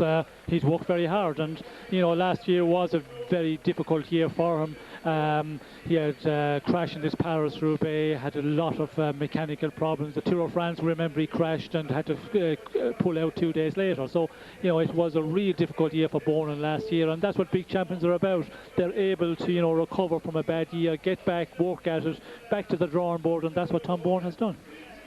Yeah, you get the feeling that when Bonen attacked, he just decided to attack, didn't he? And Terpstra went with him. That was his job to do that. But that particular shot we've just seen then of Terpstra hanging off the wheel of Bonen. Bonen was clearly going so fast for him that he'd done as much as he could, and he just couldn't stay with him. Yes, and you know, that is it's an interesting point there, because when you have a teammate with you, you can afford to knock it back a little bit, get him over that section of cobbles, and then he can be very valuable for you later on. And that was one of the things I was looking at tactic-wise. You know, Bonen, would he have been better when he was at 40 kilometers to go? I was saying maybe he should have just took it a little bit easy on that section, held Terpstra with him, and he would have been, you know, very important, because we see Terpstra recovered very well, got back into that group. We see him coming in here, you know, very strong in the final. So, you know, you look at all of these tactics, but in the end of the day, Bonen was so strong today, he did not need anybody. We've seen some good editions of Paris-Roubaix over the last few years, haven't we? Last year's was interesting and great for Johan van Summeren. Nice to see a rider you didn't have possibly as an out-and-out favourite winning. This year, Tom Bonen did come in as the favourite with the absence of Fabian Cancellara. It would have been interesting to see how the two of them match up. We'd have had a 50-kilometre two-up, according to what's been happening in the last few years. But fascinating race today. Again, always exciting. That's the new indoor velodrome they're building nearest to us. You see the big white oval-shaped building there here in Roubaix. The old outside track has been not always the home for Paris-Roubaix. Yeah, they haven't always finished here on this velodrome. They've sometimes finished elsewhere. But I'm certainly glad they do. It's a fantastic little amphitheatre for the race to finish in, and we're just waiting for the podium ceremony. And as you mentioned, Cancellara, you know, it's a pity we hadn't Cancellara here, because we would have had some battle today. The form that Tom Bowden is in. I suppose the other thing is, with the two of them, if they ride away from everybody, the race would have been over with 50 kilometres, and there would not been that suspense which we had here with Tom Bowden. And was he going to stay out front? Would he be strong enough to do it? So, you know, we had a great race, and a magnificent race from Tom Bowden.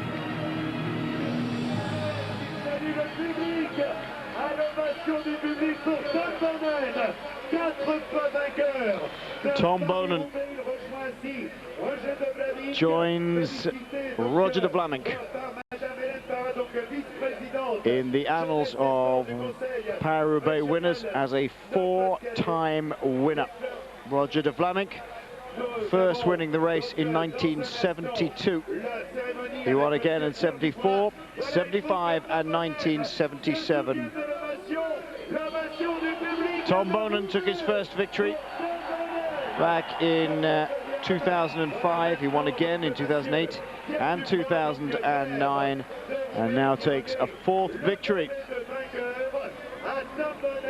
There is the trophy, and I'm always amazed, as I've said, how on earth do you hold it up over your head after you've just ridden nearly 260 kilometres. Weighs a ton, that thing. I picked one up off a winner's desk once, and it does absolutely weigh a ton. That is a proper stone. They've lifted out of the course.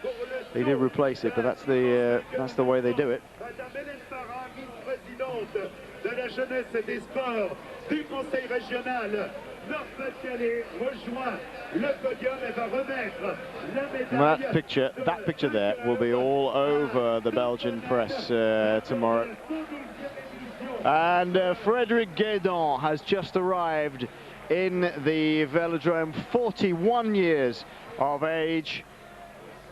And this is the last race of Frédéric Guédon's career. There he is. Winner of this race in 1997, winner of Paris Tour 10 years afterwards. Had a crash early on today. It was involved in a crash early on today. No glory for Guédon today, but what a magnificent end to his career to go around the velodrome. And a big shout out for him.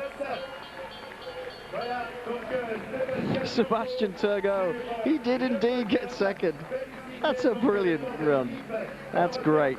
As he was active all day today, Sean, he was very, very active. Yes, he certainly was.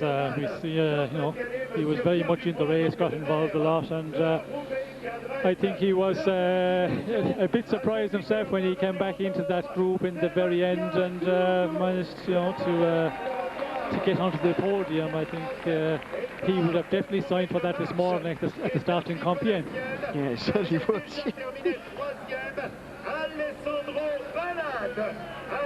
That's incredible. I really wouldn't. What did they measure it on? Did they measure on the helmets in the end? So if you've got an extra long neck. I've no idea. And Alessandro Ballan, third here. 2/3 in 1 week for Alessandro Ballan. Well, I hope you've enjoyed Paris-Roubaix as much as I have. It's been magnificent once again.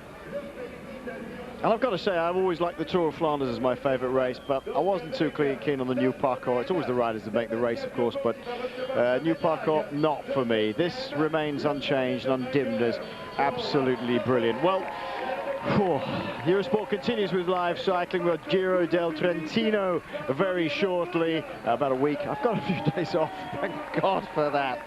And then we're back for Romandie, and then Sean and I will be on the Giro d'Italia very shortly. Chapeau to Tom Bowden from Sean and myself. Have a good day. Bye for now.